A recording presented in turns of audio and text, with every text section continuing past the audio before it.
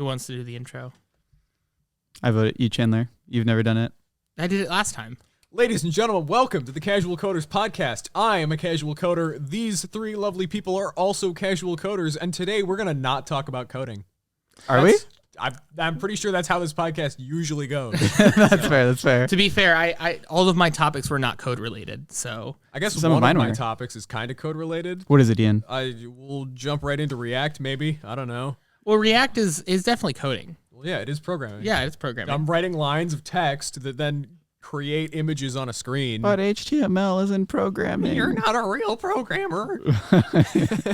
There are actually people who scree that though on like Reddit and stuff. Well, and I'm by like, it's- definition, they're true.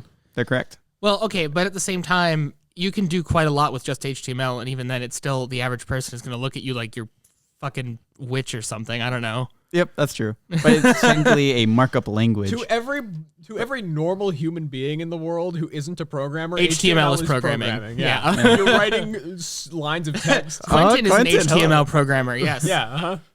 You took web. Didn't you take a web class back in high school? Yep. Web class? Also learned Photoshop, and it was a little bit of everything. So it was like almost like a get the kids into computer science as a career in graphic design and stuff. pretty much. Hey, it's a good way to go about it, you know. Is that the class you learn how to STEM. use Final Cut in, or is it a different class? That's a different school. Different school. Oh. Totally different place. Yeah, but I like React. It's definitely my favorite of all of the responsive frameworks that I've used. It really hasn't been too much of a struggle thus far. This is really my first time using it and actually starting. It's a very project back-end from dev scratch, friendly. and- Have you ever Yes. made a website before, period? No, I've not. Not Really? really. So this is you were like at Yeah. least I'm incredibly green at this, and it's really is not really bad. new. Yeah. I mean, I'm still learning a lot about layout stuff for this project, and We're working on always getting learning the about layout layout stuff. right and making it look just the way I want it to. Because I'm a very particular person. If you've ever met me, you know that is very true. I am very particular. Everything has to be. I would my use the way word exactly. opinionated, but okay. I mean that too. Both of them. Yes. Yeah. Yeah, but so you're learning about HTML, CSS, JavaScript, and then on React. top of that, a framework. Most people start just at level 1, but you're Yeah, at like but level 2. Yeah, well, I'm- I've got enough programming experience, I think, that I can probably sort of jump into that sort of stuff. And, I could have started the basics, I'm sure, but I have a project that I want to get done. Well, Yes. Yeah. That and like I'm going to argue that HTML, CSS, and JavaScript are not the way to make a website in today's day and age. I've also surrounded myself with other programmers who And have and experience an in this sort of opinionated thing. Chandler who thinks that any I sort can- of not React is okay. Vue is fine, Angular is fine. Just don't use raw HTML, CSS, and JavaScript anymore. That is so 2010. I guess I'm technically wrong. I have written That is one. such a new age up and comer thing to say. It's is I realize so- I'm technically wrong as It's well. so I did 2010. write one HTML like index dot whatever page that I sent to my friend to control an like a Bluetooth RGB strip, because all of the other Bluetooth RGB controllers on Android were like, "Give us your location data, give us all this information that we I can hate it when return they to do our that, Chinese dude. servers." So I'm like, I'll just write my own. And But you'll notice yeah. it's actually required. Yeah, I know. It's because of there's some Bluetooth. weird Of fucking the stuff in Android Bluetooth API. where it could leak your location, so you have to. But they're still logging your location probably. There's no way, like, once they've asked for your location, I don't know, it doesn't explicitly break down where that data is going.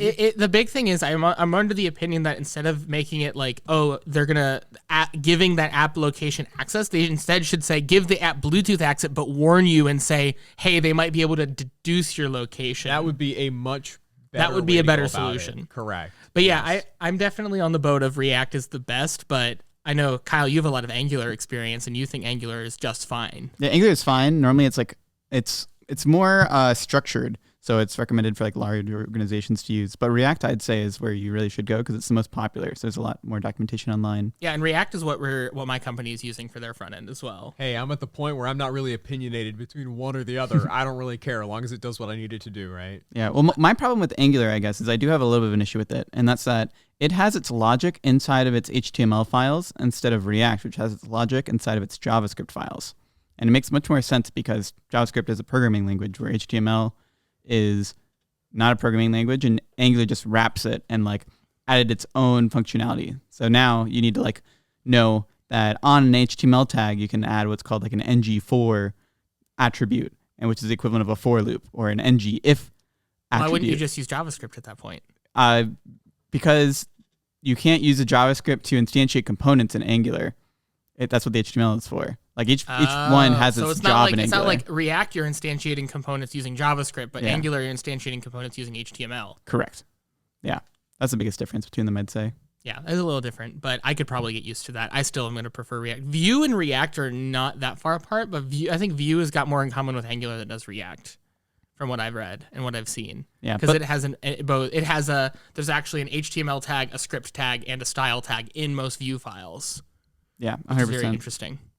The other thing is, if you want to actually make a website for non-programming related things, just use Squarespace? Yeah, Squarespace or Wix or one of those website builders is the way to go. I hate to say, but that's the way to go. It's kind Shopify of like, even. People have asked me, why on earth did you code the portfolio website from scratch? You know how many of my programmer friends are like, why? Why are you doing that? And I'm like, because it's my portfolio website. That'd be kind of stupid if I made a portfolio and I didn't write it myself.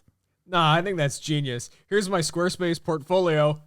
What did you even do? Oh, I dragged some buttons on the UI.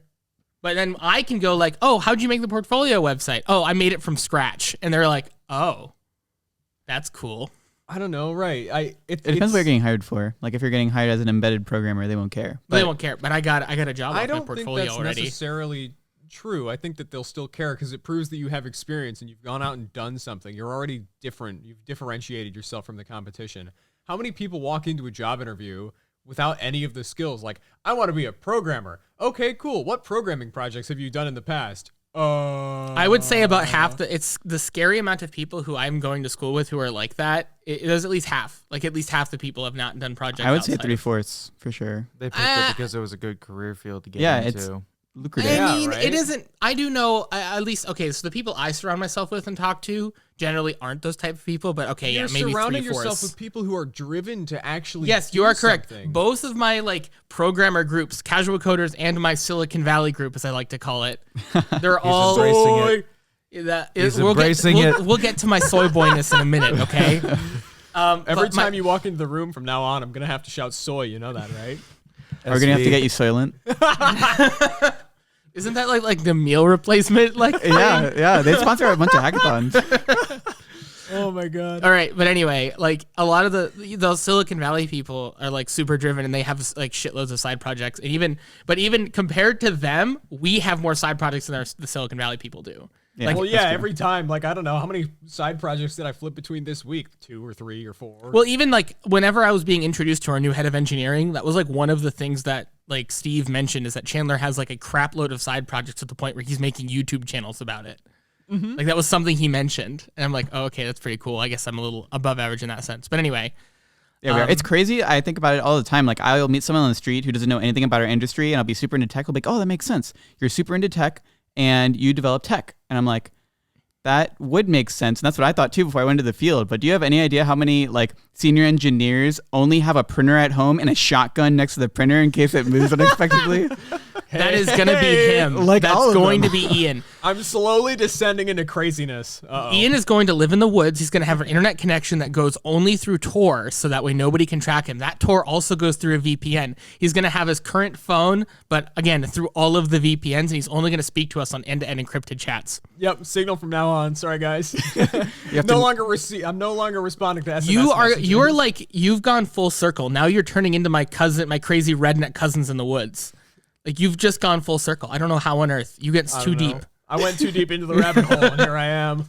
I was talking with Ian earlier today, and it's because I'm just angry that they don't follow the standard, man. what standard? What are we talking about? So Ian just got a new phone, and he did something really crazy with it. He bought a Google Pixel 5A, and he immediately nuked the Google OS on it. So what'd you put on it instead? It was between Calyx and Graphene, and I ultimately chose Calyx because I figured it's going to provide me a little bit more ability to deal with stuff. For those of you unaware, you can explain. Calyx you know and better than I do. Graphene are both de-Googled operating systems that can be flashed onto any Google Pixel They are device. Android based, They are based on Android, but so you can run Android apps. Yes. Well, Sort of. You can run Android apps with an asterisk, a pretty big one. All of the Google stuff has been ripped out. There's no Google location stuff, no Gmail. Your Google accounts, if you add it to the device, don't really hook in anywhere. And so it's great for the privacy thing. Google no longer gets my location 340 times a day. They don't get to track my location. They don't get to track a whole bunch of other things. They don't get access to my microphones or my cameras. Contacts. None of that stuff. Yeah, my contacts don't go through them anymore, all that. Meanwhile, I have Google Contacts, Google Photos. They don't scan my calls, et cetera, so on and so forth. But the opposite side of that coin is that you can't use the Google stuff. If you were used to using Google Maps for your navigation, you can't use that. If you had Android Auto, you can't use that. If you have Gmail, that's... Don't you have Android Auto in your car? My car supports it, but I'm using Bluetooth now. Oh, you're just using plain Bluetooth. Had Android Auto. Android Auto, yes. But yeah, I don't know. Google is now changing as of, I don't know, like 3 days ago of filming. Because you installed a mail client, right? Because you can't use Gmail. Actually, phone comes with that stock. Calyx comes with Canine Mail, which is just a bone stock IMAP client. IMAP is a Ye oldie standard yeah, from the very 90s. old standard from the 90s for receiving mail. Basically, everyone should support it. It's how your mail still functions. It's how your mail still functions, but but all of the big mail companies hide it behind a web app. And the reason why they do this for security purposes, because IMAP, because again, it was developed in the 90s, is inherently insecure. There's crap loads of security holes and stuff. And even now, it runs through TLS and SSL, but there's still tons of security holes. But because all these big companies that do email haven't updated, they haven't bothered changing standards because they said, oh, well, everyone's just going to log into gmail.com or outlook.live.com anyway. Why the hell would we develop a new standard that's better? Yep. So you have to add Google accounts if you want to access a Gmail account. You can't use IMAP anymore. Used to be able to do it just fine. Could add your account as an IMAP account. Not anymore because it's insecure, but Google is still reading all of your inboxes and noting all of your purchases that you've ever made in a spreadsheet and everything. So, I mean, yes, I would like a more secure standard that I can just use without being forced to log into a Google account. Give me something like IMAP that is end-to-end encrypted, whatever. But yeah, because Ian was talking about how he's really upset, as you just said, that he can't use IMAP with Google applications. Well, you still can. You have to give it an app password instead. Yeah, so you have to give it, then each app gets its own password is what the change is. But that requires that you add two-factor authentication, and I don't want two-factor authentication on my Gmail account. I've actually done this before. I've actually hooked into an app that required this. I already had two-factor authentication enabled on my Google account, so it wasn't a big deal to me, but it was still a pain in the butt to get a specific password that only works for this email client, so that way I could access my email. Now, I was just trying to code emails in Python, but he's trying to like use it as his daily, and he's going to have to rotate that key out like every 30 days or something like that. That would be insane to use day to day. That's what I think too. So ultimately, I've fallen back to micro-G, which is the interpretive layer that is included for Google stuff. Ideally, though, doesn't micro-G isolate them like pretty well? Yeah, it should be. I got to do a little more research on it, though. Got to make sure that the accounts can't see each other, because that would be bad. That would be bad. I honestly, I don't know. I've been using Android and/or Apple phones since I was 15, and I've never had. My biggest complaint, the big reason I switched off of iPhone was not privacy reasons. It was because of at the time I was super into emulators and customization of my OS. I mean, if I'm being dead honest, staying on an iPhone is the move for privacy anyway. At least with another asterisk. Just like all things, depends on your risk assessment, but. Yeah, more private than a Google Pixel, that's for damn sure. But the reason why I was shocked this morning is because Ian basically said I would still prefer SMTP or whatever protocol, IMAP protocol, over using a Google protocol, even though it has security vulnerabilities. They're so I was still like, using it on the back that makes end no anyway, sense. Though. Yeah, that makes no sense to me. But they're using it on the back end, but the end user has no access to it, so therefore it's more secure. Yes. Is it though? You say it already has security vulnerabilities, so what's to say? Unless you're sniffing a Google data center, you're not going to get into it. Who's to say that I'm not sniffing a Google data center? Google is, because they're highly guarded. I don't know if you've ever seen those walkthrough videos. Yeah. Is there like guards all over like the Google data centers and there stuff? There is, yeah. There's like different levels also, and the more center you go into the data center, the more security. Guards there are. Yeah, it's crazy. I'm really glad to see that Google is keeping my personal security, my personal data safe that they're looking at and reading. Once you get to the core of the Google data center, there's just a bunch of like fucking juggernauts with like with M249 machine guns just standing at the door. And the golden algorithm, like on the shelf in the center of the core data center. In a big podium, right? It's like Yeah. Basically a a run in cartel and just like leader. blast down a bunch of doors and guards and people, and you grab the golden ticket or the golden. All right, whatever. Hollywood, you can use that for a movie. Yeah, I'm standing next to every extinguisher. Yeah. I don't know. Anyway. So Ian's okay with everyone seeing his data as long as it's not Google, is what I've determined. Or Facebook, or basically any of the Fortune 500 tech companies. But the thing is, right, I can Meta. configure my mail client to automatically encrypt everything, so that shouldn't be an issue. Every outgoing message I've gets told you signed this with a 100 PGP times. key. Why don't you use Proton for your email? Because I can't add it to this phone. Why not? Easily. Because I've already Oh, told you. yeah. It's because Proton when has you use their own Proton, you have to VPN. use a VPN. Yes, so you have to use the Proton Mail which, VPN. or you have to go onto the Proton website. Those Yeah. are your options. And I know there were a whole lot of issues that arose. The and only there was a lot of issue- drama from the Proton only at one drama point. from I don't Proton is remember that what it Proton was is a- exactly. Proton is a privacy-focused company, okay? Well, they advertise it at They least. advertise as a privacy-focused company. They have their own VPN. They have their own encrypted email service. But then a few months ago, Linus Tech has reported on it. Now they're legally required to log IP addresses by Switzerland, Yeah. which is where they're based out of. And everyone got all up in arms about it. And I go, guys, why are you worried about it? I didn't think it was a big deal. Because I think if you're really that privacy-oriented, like Ian is, you're going to use Tor or a VPN anyway. It's So just- why does it matter? Why should they be logging those IPs though? Right? I don't know. What if your OPSEC drops for one day and you log in not through a VPN or something?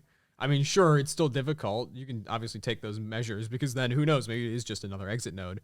But it's the ability to relate and figure out this traffic is coming from that IP. This traffic also comes from that IP. Well, I would And also- now we can sort of triangulate who you actually are. If you're not on a VPN and you're using a mobile phone, the only thing they know about you is the cell tower you're using. You could be anywhere within the cell tower's radius. Multiple cell towers means better triangulation. though. Correct, but that also means that you have to be connected to multiple cell towers, and I think it's almost random which cell tower it picks of those three to use the IP address of.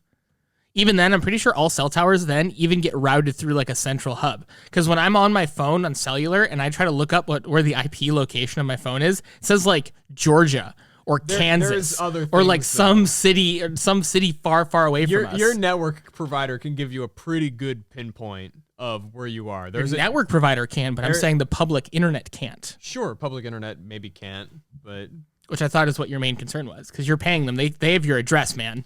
Like yeah, they have like It's like much they want, more than your approximate location. yeah. Your actual location. theoretically have an address, but who knows if it's a privacy card? Throw any address on a privacy card. That's true. You are correct there. I was always wondering with privacy cards if like it can be against the law to use them. It's not. I use them all the time, dude. I love It it. yet. probably depends on what you're buying though. The big there thing has is to I be- like if you're buying using- gas or something for your house, like your gas bill or electricity. Well, I believe I use privacy.com for two reasons. This is not sponsored, by the way. I use them for two reasons. One, if I'm buying something off of a shady website that I don't 100% trust with my credit card information, I'll use a privacy card. And even then, I'm not buying a large purchase. Yep. Two, if I have certain recurring bills that I don't trust the company it'd make it difficult to cancel. Comcast. Microsoft. Crunchyroll. Yeah, Microsoft. So Do that. They used to. I think they're better now. The most recent one was one of those meal services I used. I forget exactly which one, but it was impossible to cancel. You had to call them. it's probably either Blue Apron, well, either Blue Apron or No, it wasn't Blue HelloFresh. Apron. Yeah, use a privacy It card. used the then you same can just kill the card people off. as HelloFresh because when I got text messages, it said your HelloFresh is on its way, even though it wasn't HelloFresh. Was it one of the weird ones that they're like, oh, we send you there's one that sends you like second grade groceries that taste the same. They're like, it tastes the same, but they don't look as pretty or something like that. They look great. I can't remember what it was though. Okay, but either way, like for example, Microsoft. Do you know how difficult it is to cancel an Xbox Live membership? I had to do this recently for Haley's sister. Oh, probably very difficult. you I'm have sure they make it to. impossible. So you can't cancel your Xbox Live membership from your Xbox. yeah, you have to log in on a browser. You have to log in on a probably. browser on a separate computer. Yep, and then verify And everything. then verify your email, Does it verify your phone probably pop up number. a code on the Xbox as well, so you have to have a No, computer just in the use your same phone number and your room? email. Oh, okay, yeah. And then after that, then you can cancel your Xbox Live subscription. By And the I'm way, like, I would rather. That's why, like, any recurring subscription from now on, I just use a privacy card. I think it's a good. So that idea. way, out of nowhere, I can go in privacy and I can just say cancel. It's gone. yeah, I don't have to worry about it anymore. I think I'm going to be switching. I will be switching all of my subscription services over to a privacy card for just that reason of ease of So cancellation. do you have to like put money into the privacy card and then No, it takes it's it linked to out, your bank or is account. it just Linked to a bank links account. straight through? It automatically pulls right out of your checking account. The problem there is that you don't get like cash back if you have credit cards or anything like that. Although they but they have a premium option. If you pay them like $18 a month or something, they'll give you cash back at a low percentage. But otherwise, it's not going to pay for itself anyway. So no, I don't use it. I would, for anything that I'm going to use my debit card on anyway. For example, I don't like using my credit card on like monthly subscriptions. I prefer to use a debit card on those. I'm going to use Privacy for those instead. Like for my Discord, I just do Privacy already. Mm-hmm. So I'm going to probably switch over the 400 fucking streaming services that me and Haley pay over to Privacy because I don't know why we even have cable. Disney Plus and Disney Plus Plus. We have Netflix. Dude, I can like CNC. You know what the worst part is too? Disney Plus Plus. Everyone in her family. I'm gonna go. Know what? I'm gonna go on a rant about this. All right. Do it. So everybody in her family uses our accounts, but then I sit down everyone down. I'm like, hey, what if everyone just paid for one account? And they go, no, you pay for all of them. And I go, what the fuck do you mean I pay for all of them? If every single person in this family paid for 1 or 2 streaming accounts, we could have all of the accounts for like $10 a month each. But instead, me and Haley have to pay the $50 a month in all of these different streaming services. The only streaming service that I think that you should just cancel 1 or 2 of them and say, yeah, we've decided that we don't need it anymore. And I did. Watch the fallout ensue. Okay, so the only 2 streaming services that we don't pay for is her dad pays for Netflix, which is fucking expensive anyway, so I'll give him that one. And then her aunt pays for HBO, HBO Max, is that what it's called? Yeah. The HBO one. She pays for the HBO one, which she pays for ad-free, which is great. HBO Max Ultra 5G. Pro Plus Now 5G Haley edition. does. Yeah. So Haley pays for Disney Plus and Hulu because she has the bundle. Mm-hmm. So she gets ad-free Hulu, Disney Plus, and ESPN for like $20 a month. That's really really cool. expensive. And That is cheap for that service. especially for ad-free Hulu, dude. I Yeah, can't. but like $3 a month for a VPN and wait, hold up. Well, the reason why we pay for the ad-free one is because when Haley's parents and Haley watches content, it's going to be on Fire Stick or the Samsung TV, the smart TV they have. Pie hole. I know I could Ian, actually paid- there is an open source solution to all of this, but they are average consumers. They are not Ian. What, you mean you don't have a 1080 sitting right at your router? Your router, like the internet comes into your router, goes through a big server box with like a 1080 or something in it, and then goes out into the rest of your home? Ian, Come you on, have bro. to remember that. I'm well aware. I'm I setting know, this I'm up. just fucking with you. I'm setting this up in such a way where when me and Haley move out, it's foolproof and we don't have to go over it every week because something broke. That's what I do with Yeah. my grandmother and my dad. Sorry, man. That's going to cost you way extra. Like, I could do it for way less using all these open source tools. Correct, But you I'm could. not going to be your You personal could. IT. But you are not. Yeah, I'm not being your personal IT. With how much I get paid an hour, that's not happening. Anyway, right, I'll be your personal IT. but I literally tried to sit. I literally tried to sit Yeah. everyone down in Haley's family, including like her aunts including her aunts who use our stuff, and her sisters who use our stuff. Man called an emergency meeting. And whenever I'm like, how about everyone just pays for one streaming service and we all share passwords? They all told me no, and I go, what the fuck? Then I don't want you using my fucking passwords anymore. Change your passwords then. Luckily, so I only pay for, personally out of my pocket, I only pay for 2 streaming services right now. And one of them I only use, which is Spotify. And the other one is Discovery Plus, which again, I'm basically the only one who uses that because I like documentaries. Well, there you go. But Haley pays like $50 a month out of her pocket in streaming services. That's what I was upset about. I was not upset about what I pay for. I was upset what Haley pays for. And then all of her siblings mooch off of. I think it is really funny now, right? It used to be, all right, cool, we got cable. We pay so much for cable. We can cut our cable and buy this one streaming service and have everything that we ever need. Yeah, that was back when Netflix had everything. Now Netflix has nothing. Netflix, honestly, Netflix Haley is and I bleeding said dry. we're not going to use, like, even if Netflix says, oh, you can't password share, we're not going to pay for it. I refuse. It's crap. So I have the same mentality, but with T-Mobile, I get it for free.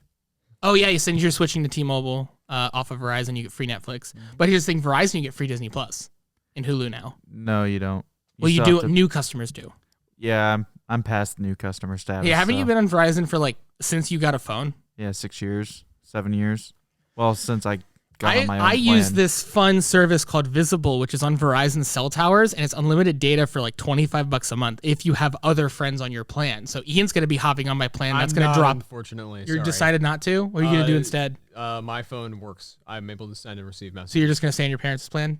Okay. Until I but have to. Either way, $35 a month is what I pay now. And I get unlimited data, unlimited hotspot. It's on Verizon cell towers, and there's no contract. I can cancel whenever I want. I mean, I got 2 SIM slots, so Really? I really feel like I need the unlimited data. Yeah. So Kyle, if you need cheaper phone plan, just Yeah, let me know. maybe, because I pay for my own phone plan by myself. Yeah, much and is every the phone device plan, we if I add, it might drops the ask? bill. Every device you add, you pay per device, but you drop the bill by $5 down to $25. I think I pay $70 a month for T-Mobile. Do you have just one? Do you just have your phone and that's it? Only my phone. See, you could pay or you could pay 20. It would be 30 a month if you were to do my plan with Is me. unlimited data high speed? It's unlimited data, full speed at Verizon, but the hotspot is only 5 meg. So my only problem is I have a couple friends I have at work who each have Verizon, but their 5G will constantly connect, but it won't work quite right. Like it doesn't connect. And so as a result, they'll like Google something and it just won't load. And they have to go and have to disable 5G and then re-enable it and they'll pop on the 3G network and then they'll... Yeah, 5G, honestly, from Verizon is horrible. Yeah, it's trash, I hear. So I haven't had that much of an That's issue, but I also trash. live in an area where 5G is not common. So I've never had to worry about it. And when I do have 5G, I have full bars of 5G and I don't have to think about it and it just works. Like for example, it works on campus. It works in the town. And out in the country where I live though, I don't have 5G anyway. So I never worry about it. Yeah, this is like I'm two wondering separate how that's people. going to work because you say they hop to 3G. I think they turn off their data and they turn back on their data and then it'll go to the 4G tower. Okay. It doesn't like reroute to the 4G. Yeah. As Because you said 3G, efficiently. and I'm like, well, they're discontinuing 3G by the end of the year. Well, the other That's right. the other mobile carrier that I used to use is called Mint, which is fun fact owned by Ryan Reynolds himself. Sexiest man alive. Sexy dude. I got a voicemail for him during the pandemic when I had them. Oh my god. Yeah, it was a marketing thing. They had Ryan Reynolds record a voicemail. They sent it to all of his customers, and it basically said, "Hey, yeah, since everyone's stuck inside, I'm gonna upgrade everyone to unlimited data until the pandemic's over." No Free. way. Yeah, they upgraded me to unlimited data for free for like a year or something like that, which is really cool. That's really not bad. But the idea is with Mint is that you prepay in advance. So like you'll prepay for a year of phone plan, but you'll get it for like 15 to 20 bucks a month at equivalent. Yeah. really That's cheap. good unless you travel at all. Like if you go to not It works outside the in United States. in think it's Canada and Canada and Mexico, Mexico, yeah. automatically. But if you go outside the United States, you have to buy a roaming plan, which is an extra $5 a month. oh, that's really not bad then. No, I considered switching to Google Fi. Sorry, I'm used to Verizon, and you go like over their cap by like a gigabyte, and you immediately get billed like $50. You go out of the country. Dude, that's it's why I another, quit like, using $500 Verizon. or something ridiculous. Fuck Yeah. Verizon. I will never switch back to Verizon themselves. I'm fine with Visible because they're on Verizon cell towers. I haven't had a problem with them. The customer That's my service, understanding of Verizon. At their least. customer service is fine. Their data speeds is good enough for me, and then the hotspot is fast enough for when the little bit I have to use it. But I would never go through Verizon themselves ever again. They're too damn expensive. Oh yeah, very much so. $210 a month for 3 devices. Yeah. And one of them wasn't even connected to 4G. Right. Ooh. When I had Sprint, they gave us Hulu, but it was Hulu with ads. Which I think is weird because Hulu is now like majority owned by Disney, like by a long shot. Really? Yeah, so when they bought out Fox, 20th Century Fox, they didn't buy out the news company. They bought 20th Century Fox. I don't understand where y'all like understand and hear and like figure this out because I don't know who is owned by who, but I don't really. He care gave up either. on America with all of the corporations and who owns who. Basically Disney. So you should assume. Disney, Microsoft, or maybe Facebook. Disney, Microsoft, or Facebook are probably the big ones. Yeah. Yeah, but anyway, Meta. so Meta, excuse me. Yeah. Sorry. Wait, who owns Sorry, Amazon? Though? Zuckerberg. Amazon owns a whole shitload of Amazon stuff. does too, but Amazon brands it if they do. Alphabet. Oh, do they? Yeah, Amazon likes to brand it if they own it. But Google, I mean, Google Alphabet's the / parent Alphabet company. will be kind of hush hush. Disney will be super hush hush. Disney will not let you explicitly know. I'm pretty sure that Walt Disney had a quote about DRM saying that DRM was not working or non-functional if the consumer knows about it. Yes, he does. He did say something along those lines. What But does DRM mean again? Digital rights management.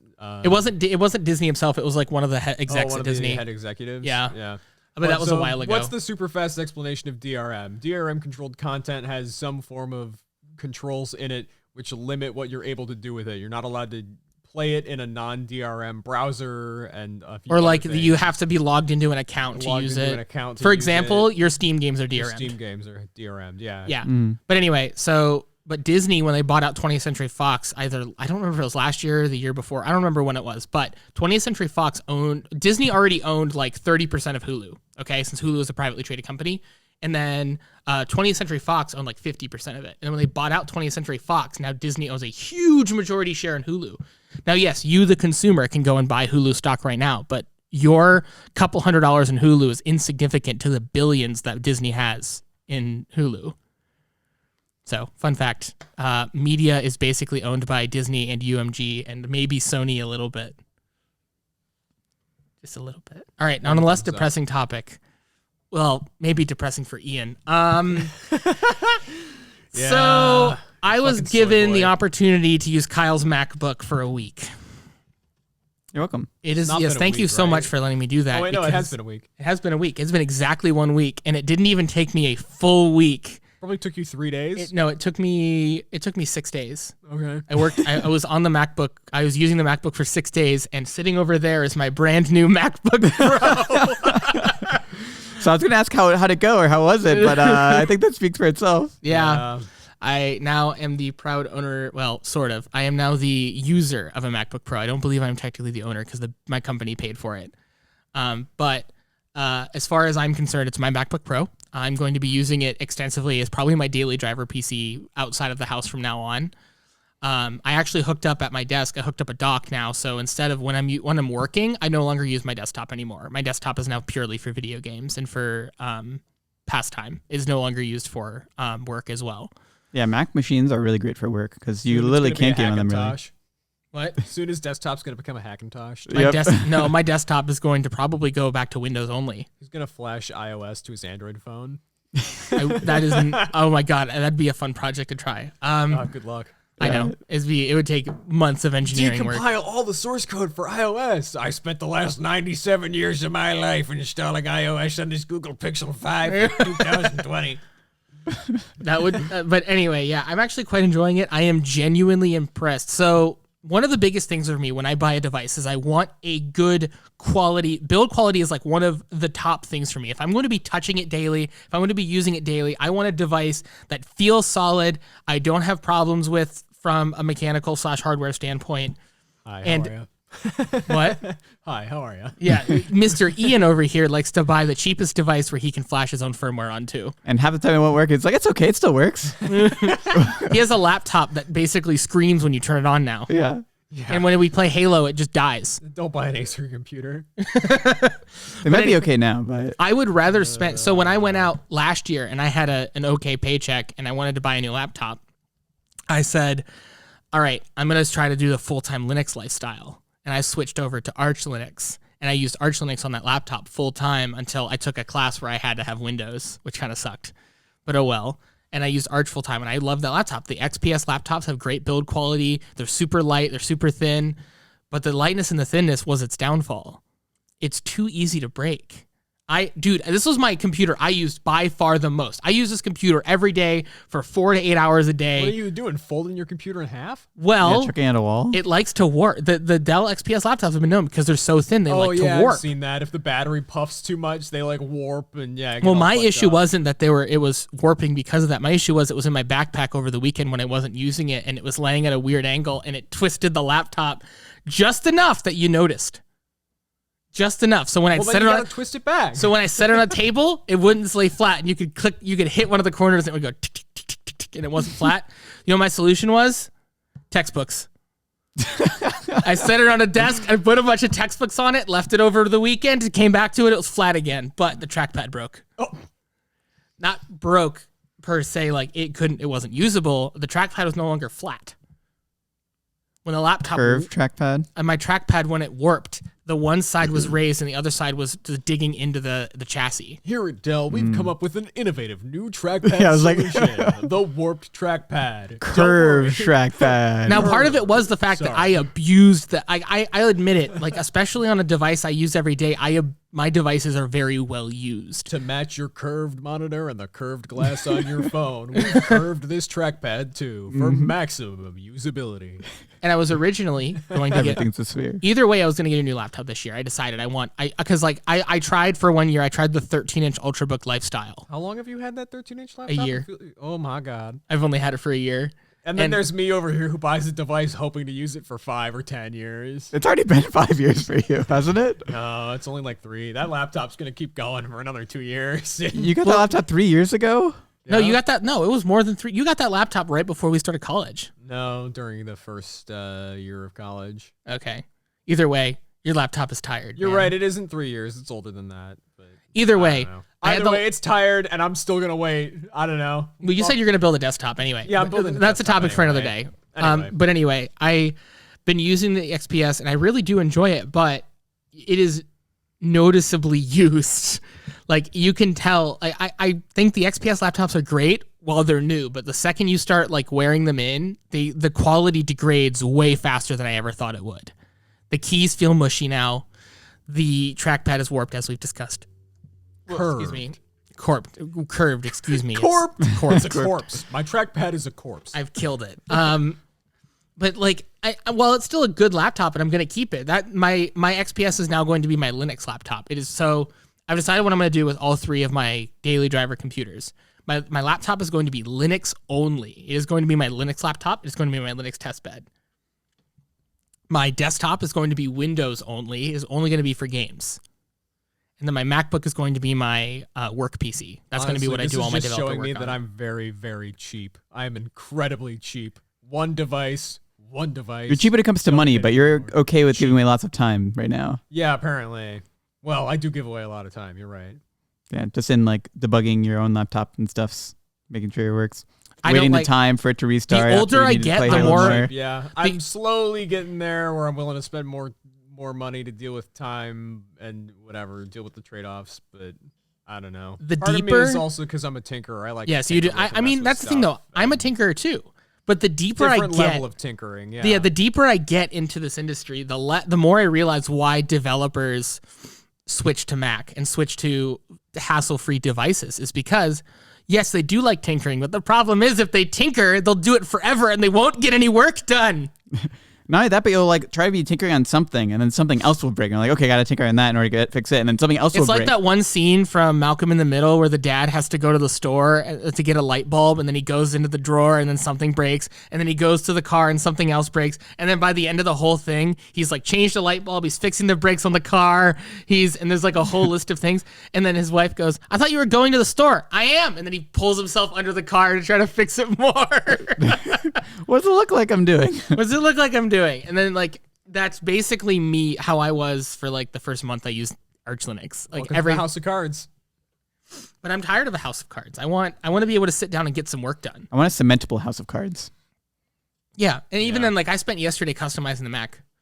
Like I added Raycast, I added a different terminal, I had to install VS Code and everything. I was installed gonna all say my dev what tools. customization, but yeah, I guess a Mac probably has a little more customization than what an iPhone feels like. Yes, it does. It does have significantly more than an iPhone. And honestly, I think the customizations I've done on the Mac, I prefer over to what I usually do on Windows. Now, will I replicate what I've done on the Mac on other OSs? Probably, actually, yeah. I kind of want to get like that style of the Raycast style / Spotlight it's style of launcher on workflow Linux. efficiency sort of thing. Yeah, where, I'm probably going to go the route of a bunch of some of my coworkers are, where they're like super into hyper efficiency. Like you have to be able to access anything in just a few clicks. You have to be able to access anything else like immediately, very quickly. Yeah, I remember Chandler, at the very beginning of this week when you were first trying out the Mac and you were customizing stuff, you realized how many customizations people are making to their Macs, and you're like, at what point, instead of customizing the Mac, do you just start out like just using Linux and just doing full That's customization? probably my biggest complaint so far is that everyone I've talked to tells me to do all these customizations. Like, guys, why don't you just use Linux? Like at this point, The reason why though is because Mac like works pretty well, except like there's inefficiencies in a lot of places, and so your customizations is going from something that works more tuned. Where on Linux you start from nothing works, and you have to like build up. You know, so you might occasionally find a gap where you're like in a hole, and then you gotta like Google your way out of that hole. Where guess it's a Mac, different it defaults starting point, to yeah. like The default it'll work thing for still. Mac is a functional. Okay, then enough start with computer, Ubuntu. Yeah. there. I have don't had think people Ubuntu are- on I a don't computer know. before, and because you don't have the drivers that were in that particular machine, it just won't work now. And then I have to Google. Oh wait, I can't Google. Okay, I need to go on my phone. Oh wait, I'm on old 3G at this point. I need to wait like 10 minutes to get the response back.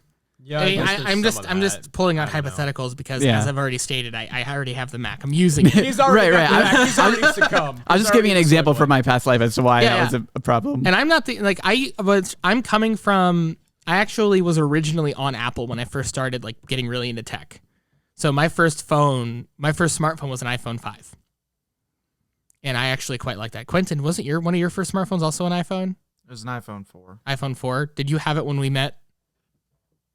I might have had the 5. Right. My family liked to switch carriers a lot before I got my own.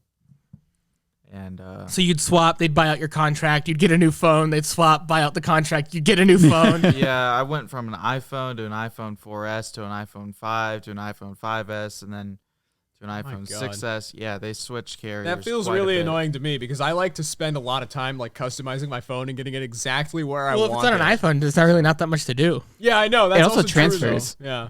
You like plug in the new phone and all your most of your customizations come over. I'm an Android guy. Most of my Actually. customizations have to be recreated in different They'll come ways over for if new you phones. stay in the same line. It's like Google to Google or Samsung to Samsung. switch around a lot depending on which line is most consumer friendly. And honestly, the answer is none of them. But I want a framework for phones, to be honest. That'd be pretty good. Like, Honestly, I'm going to say if I didn't get a MacBook, I would have bought a framework.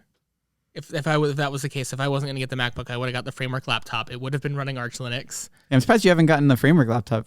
Yeah, Ian, actually, that's why isn't that going to be your next thin client?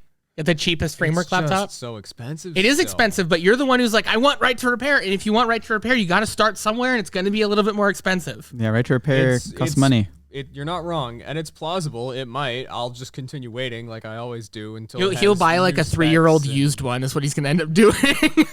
Maybe. I don't have an issue buying used devices as long as they're reliable and still decent. A used device is just fine by me. That's why, like, you guys were having a conversation in the Casual Coders Discord about how you guys use your phone for at least 4 years, and I'm over here like, I'm gonna upgrade my phone at the end of this year, and I'm really excited about it.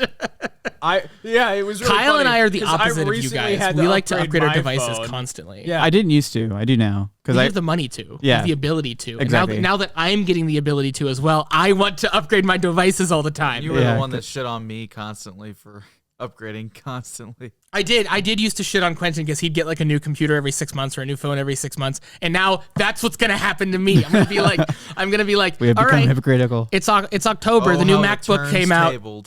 How the turntables. No, it's gonna be like October. The new MacBook come out, and I'll be like, Steven, we need an upgrade. And then the new iPhone's gonna come out, and I'm gonna get that or the Pixel. I still haven't decided which I'm You're gonna gonna get be yet. one of those people who drop $1,000 on a new phone every year. If I have the money to. Why Soon not? it's going to be $1,500 and then $2,000. You know, Inflation. God. To be fair, I would not spend. I think I would spend $1,000 on a phone. I would not. Well, as of today, with current inflation, I would spend $1,000 on a phone. The most I think I'd spend on a phone is really like $500. I don't need The most I would top spend- the line crazy phone. I just need a reliable enough Honestly, device that I you can are mod correct. on. Realistically, I do not play games on my phone. I do not do heavy tap. My phone is for Discord, email, text message. I use my phone as communication. I actually use my phone for what it's for at this point. Sort of where I'm at. And Yeah. that's why I'm on Calyx, because I want the privacy features without, all the other fluff. But here's the and other thing. garbage. I think My- of both the I weak can sauce. make it work. My phone is also my primary camera, though. Exactly. I would rather spend $1,000 and get a phone that has a stellar camera, a good battery life, and good build quality. Okay, yeah, I'm never going to use the full processor. I'm never going to use all the RAM. I'm probably never going to use all the storage. This is more than enough for me. Well, dude, I have a Zoom in Pixel. on that. This Yeah, literally no. has the It's same camera as my phone. Camera as the 5. And it looks great. It looks great. I 100% agree more with than you. I ever need. But here's the thing. Privacy, all that shit. Do you have a headphone jack? Yeah. Oh, you do? I didn't realize that the 5A had a headphone jack The at all. 6A won't. The 6A but- won't? Yeah, that's correct. That's a little unfortunate. I'm really upset about that because I was waiting. I was like, okay, well, if I have to upgrade, I'll look for a 6A maybe if that's gonna have the headphone jack. And then they're like, no. So I'm like, all right, 5A. Well, I'm already on Bluetooth anyway, so I'm not that upset if the new phones don't have headphone jacks. wired headphones. I was looking into. If I have to transition in the future to a phone that doesn't have a headphone jack, I will literally buy a Theo BTR5 first to continue using wired headphones. I'm assuming this is a DAC and or a headphone. It's a little tiny portable like Bluetooth. Is it DAC and Bluetooth or is it amp USB-C? thing. It's USB-C and Bluetooth. Okay, you so do it both. functions as a DAC and it also right. So connect a wired pair of headphones to it. You can even place a phone call on a pair of HD 600s. Nice. So here's another. There's another person in this group that used to use Apple constantly, and that would be Quentin. Really? So I you didn't know used to that. have a Mac Mini, or you still do have that Mac Mini, right? I do. And you- So I got it as a gift for. So when I got it, I went to a local school that uses an eagle as its mascot, so that way we can keep a little bit of privacy. Yeah, there's a lot of schools. There's a lot of schools with eagles as mascots. Every school has a bee, is my thought, right? Yeah, that's those are there, right? Or It's like the bear. most Jackets universal, or bees like- or hornets. yeah, or, jackets, bees, hornets. Yeah, exactly. And the school that I went to, they only used Apple products. So that's where I got introduced to Final Cut. Is this I why got you introduced Mac? to GarageBand. That's why I wanted the Mac. And I was in middle school, and my cousin had a Mac Mini. He would let me play on it because I would go over to his house afterwards to wait for my folks to pick me up from school and all that because it was closer. My parents, for my birthday one year, bought that exact Mac Mini off of him because he was upgrading. And I used that well until I bought and built my own I bought a pre-built PC. But I used it for a good 6 years. I still have it. We played games together on this computer. Like, this is what he used to play Minecraft and like a bunch of Valve games. Left 4 Dead 2. I always think it's super ironic that the Java edition of Minecraft is the only one that's available on the Mac. The Bedrock edition is supposed to be available on all devices except for Mac. But you can run iOS apps on Mac now. So you can just get the The iOS. iOS version. That's funny. I think It the would really work. funny thing is that when I was 11 years old, I wanted a MacBook Air. I wonder how different a person I would have been had I actually went through with that purchase when I was 11. What was the reasoning? Do you remember? It was too expensive, I think, and I was like, all right, whatever. I'll just buy like a $500 laptop. Like, why'd you instead. want it? Why did I want it? Yeah. Because I wanted a computer to like play games with my friends. Which is not the computer Yeah, you it's would not buy the to play computer. games with your friends. I don't even know why. I just wanted a computer. Any Yeah, that's computer. right. I was To be 11 years fair, I I was really- 11 years things. old. I didn't know anything about tech at that point. I didn't care. I just wanted a computer. Well, I Probably was for always the told- status of it, really. Oh, the Like, Apple computers yeah. are too expensive. We can't afford them. And then I'm like, then I want them more. I understood money, I guess, at that point. I don't know. And I was like, $1,000 is too much. I'm not going to do that. I have an iPod good enough. And But- so I ended up with a Windows computer. And that Windows computer has served me well. I still have that Windows computer. But it sounds to this like- day, it is very old. It's over a decade old, I think. After talking to Quentin, though, earlier today, him and I were on the phone, it sounds like casual coders, other than Alex and Ian, might turn into a Final Cut shop. Because Quentin says he wants to try out Final Cut now to edit videos. And Hackintosh, give me a I'm VM, curious whatever. as to how much it's changed since I last used it. when we go to lunch, I'll let you try it out. Yeah, it's really nice actually. Yeah, and I have it. I put it on your Mac too. I was borrowing it, so I personally use Filmora because I didn't feel like paying like $100 to a couple $100 a month or a year. It's a one-time payment. It's a one-time payment, lifetime subscription. for Final Cut. I'm talking about for Filmora, Oh, what yeah. I Uh-huh. use. Yeah, Final Cut's that way too. So that's another reason why I was looking into it. I still have my Mac Mini. I'm going to see if I can't just kind of like retrofit it or make it The only issue run is a little bit it's faster. a little old. That's the only thing I'm I think concerned it's from about. 2012. Yeah, so I think Only a little old. That's ancient in computer years. technology, yeah, right. That thing's to a be fair, dinosaur. Apple always like, oh, our computers last 10 years. Well, It was been 10 years. now. Let's give that a try. well, then you mentioned though you'd be willing to maybe look into the newer M1 Mac Minis as well. I actually was looking at it when we were sitting here earlier. But yeah, so fun fact, the M1 Mac Minis have a very, very similar, I don't think they're the exact same, but very, very similar internals to the MacBook that Kyle has. And since They also have one that's the same as yours actually, with even better than yours, with the new Mac Yeah, Studio. but that's a studio. that's but actually what I was looking You at. were looking at the studio, Yeah, the because $2,000 it costs the one? same. It's $1,000 less than the one that you have over there. Okay. But it has about the same. It has the same processor and stuff in it. Yeah, Yeah. because I mean, like, I use an iPad for work, so I do use Apple products daily. But other than that, I don't really use my laptop anymore because I'm no longer traveling like how I used to. So every time It would I'm make on my more sense for you every to- time I'm on my computer, I'm sitting at a desk at home. So it wouldn't make sense for you to buy like a MacBook Air or like a MacBook Pro. No. Yeah, I get that. What I'm really excited for is coming out this year. I forget exactly what it's called, but there's going to be one of those Mac boxes that's coming out. That's like the Pro model of the box. Well, yeah, they said they're going to be upgrading so the Mac Studio was not their Pro replacement, which I was Yeah. very surprised the to Mac hear. Pro will come out. The Mac Pro is what the new, like, I don't like the Mac Studio for its, I mean, it's a little, honestly, I like Apple products. I don't hate them, but I do think the Mac Studio is a little overpriced for what it is. I think the Mac Mini is reasonably priced, but I think the Mac Studio is overpriced. But I I understand. saw a Mac Studio crush a GTX 3090 and an AMD Ryzen 5950X. But only in video editing. In video editing. Only in video editing. That's the problem. That's like for our use case as casual coders for video editing, the Mac is perfect because it is like super crushes that performant. task in It's particular. really, really like snappy to use. And for my developer tasks that I'm using at my job, Mac is perfect because all the code that I'm running runs on Linux. I can run Docker on the Mac and I can run Linux VMs, full x86 Linux VMs, even though it's an ARM chip. It's that fast. Which is crazy. It is crazy that it's that fast. But anyway, I can run all of this stuff for work. It's fine. And plus, the one big reason that Steve wanted me to get a Mac is for cohesion. I was the only person in the whole company that wasn't using a Mac. So he's like, "Hey Chandler, you want a Mac?" I'm like, "Hell yes, I want a Mac Pro." So yeah, I mean, it might be different if I was offered something too. Like here, we'll give you this Well, really honestly, expensive computer. I might say yes to that. I think I would have bought one anyway. I'm really leaning it. I think I would have. wouldn't Now, have. I don't think I would have bought the Pro for myself. I think I would have bought the Air or the M1, the one that Kyle has. maybe for the next video that we film, I'll also have to borrow your MacBook Air and become an Apple fanboy too. Yes. Oh yes, I'm we gonna need to hate make. it. I'm gonna do Yeah, that. I think I'm you'll gonna hate be it, but I think it'd be really fun. Yeah, Gonna because make- I'm gonna be ripping my hair out left and right. Yeah, because right now when Chandler hits like a roadblock, it's like, oh, I wonder how Mac does this. This will be really interesting to learn. Where you and I think it'll be like, it won't even do this. Why?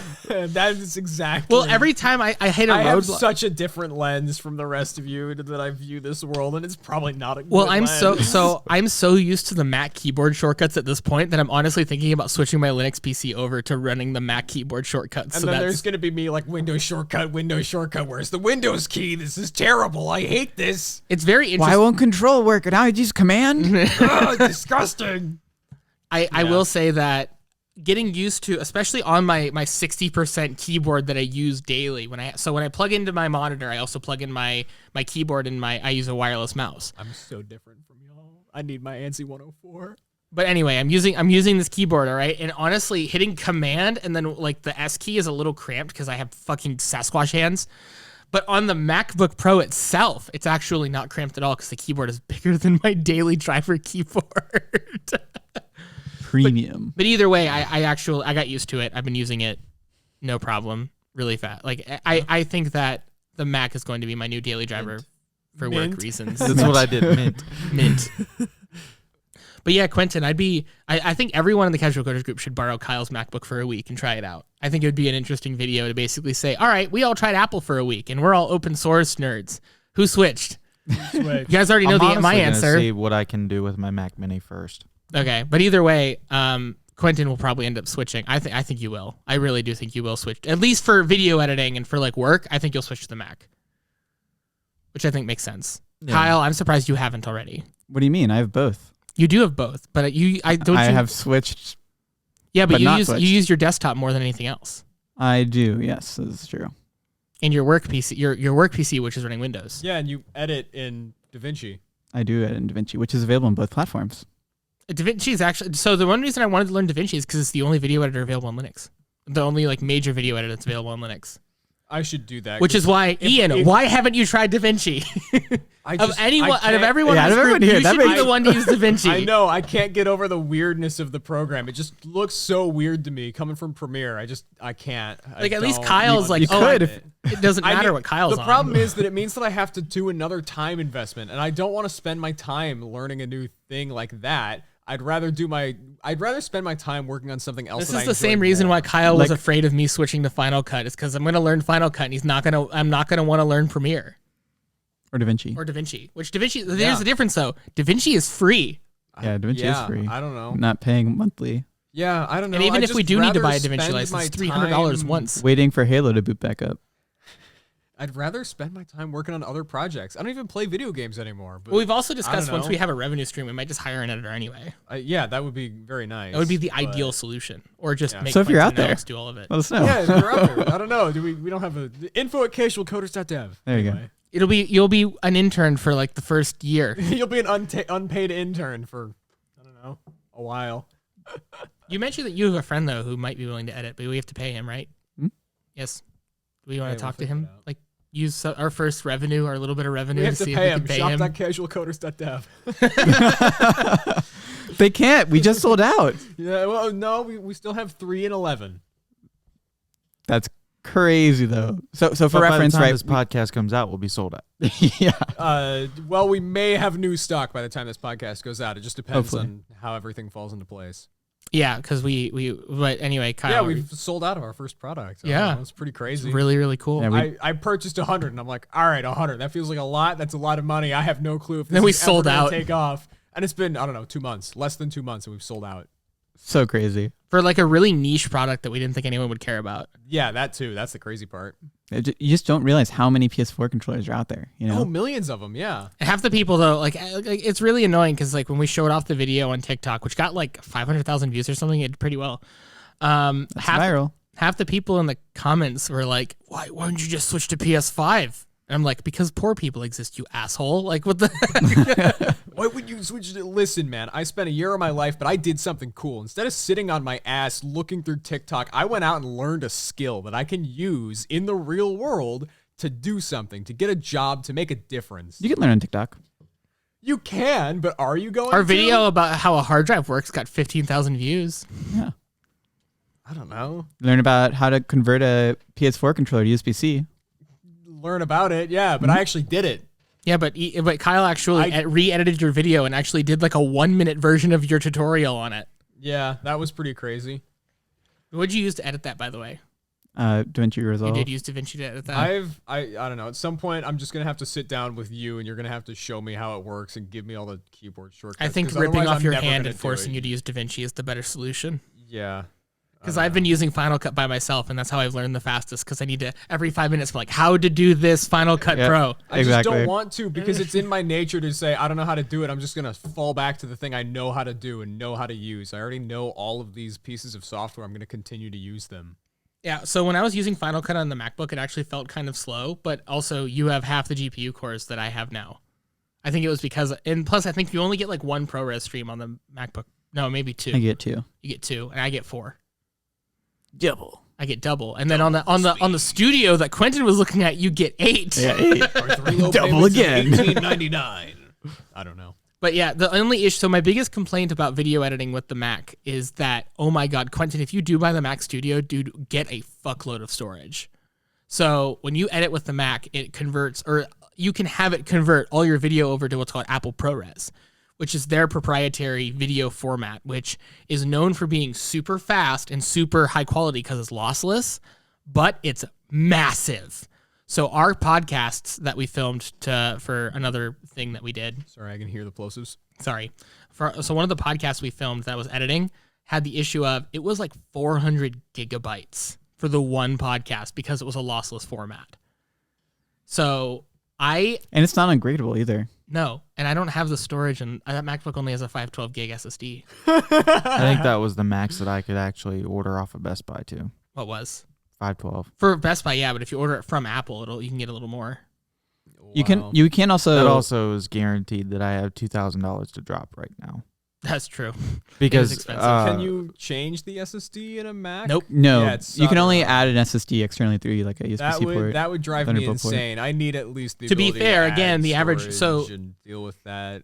But The- I'm more technical a user. Again, the Mac I'm Studio- comfortable pulling out, like completely disassembling a computer and pulling stuff out. At this point, I'd be comfortable replacing resistors on logic boards. Like I don't. Yeah, that's the care. problem. You got to remember is that Apple is I'm such a different consumer than what Apple an Apple product is aimed at. is yeah. genius because Apple's target audience is either the average user or the average prosumer.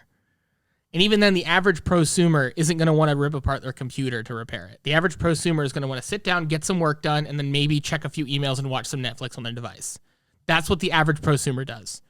If you're a PC gamer, you're going to buy a PC or a Steam Deck or whatever else. You're not going to buy a Mac.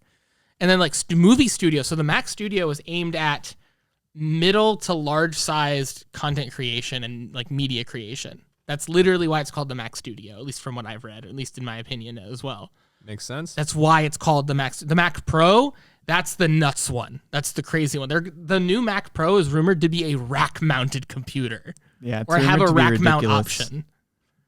But the current Mac Pro has a rack mount option, but How it's do an you- optional case.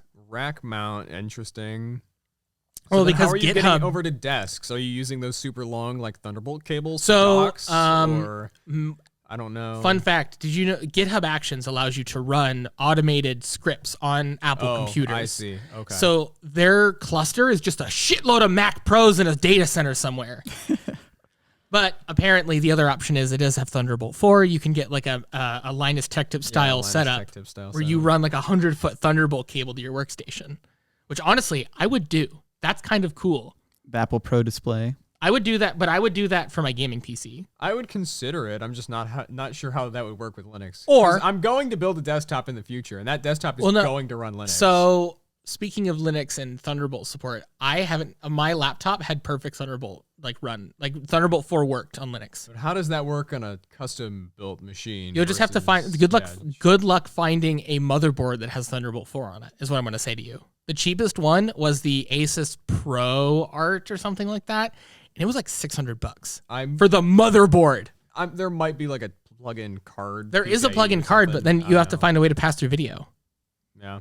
Which is a big pain in the butt. Oh, I see what you're saying, or you could do what Linus's new setup is, where he said he just ran each individual cable and then ran like a USB hub all the way out to his. Honestly, that makes way more sense. It does, and it's way cheaper. Yep.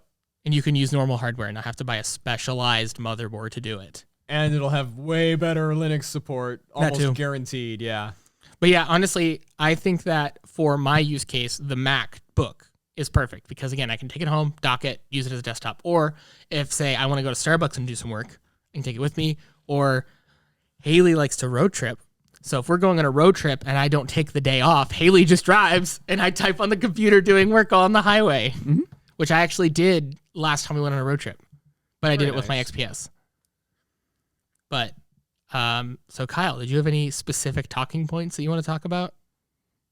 Because if not, I'm going to pass the bar to Quentin. Yeah, I feel like Quentin's sort of sat here and hasn't said a lot for a whole part of this episode. We should give him some... Other than Mac stuff. Yeah.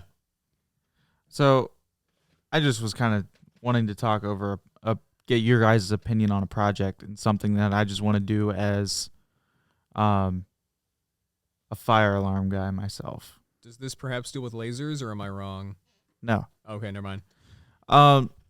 So most people in movies, whenever you see somebody pull a fire alarm pull station to activate the fire alarm, every sprinkler goes off. Oh, yeah. Which is stupid. Most movies. It's not how that works. It's not how that works, right? Yeah, I want to actually do a project and get your guys' opinion on it, where I'd take like spare pipe that was going to be torn out. We build a movie style fire system. We build a fire system with movie style, where when you pull the lever, it actually works. Yeah, that seems really fun. Yeah, I think we've already got everything to do that. Even the only thing we need is a solenoid. We already have the solenoid. Just pull it off the auto turret. That's staying on the turret. I'm keeping that. Whatever, a $10 solenoid. Okay, fine. Yeah, it's $10. Buy another solenoid. Done. Do we want to make it? Let's take this one step further. IoT. It's connected to the internet, and our viewers can pay to have it triggered during a live stream. No.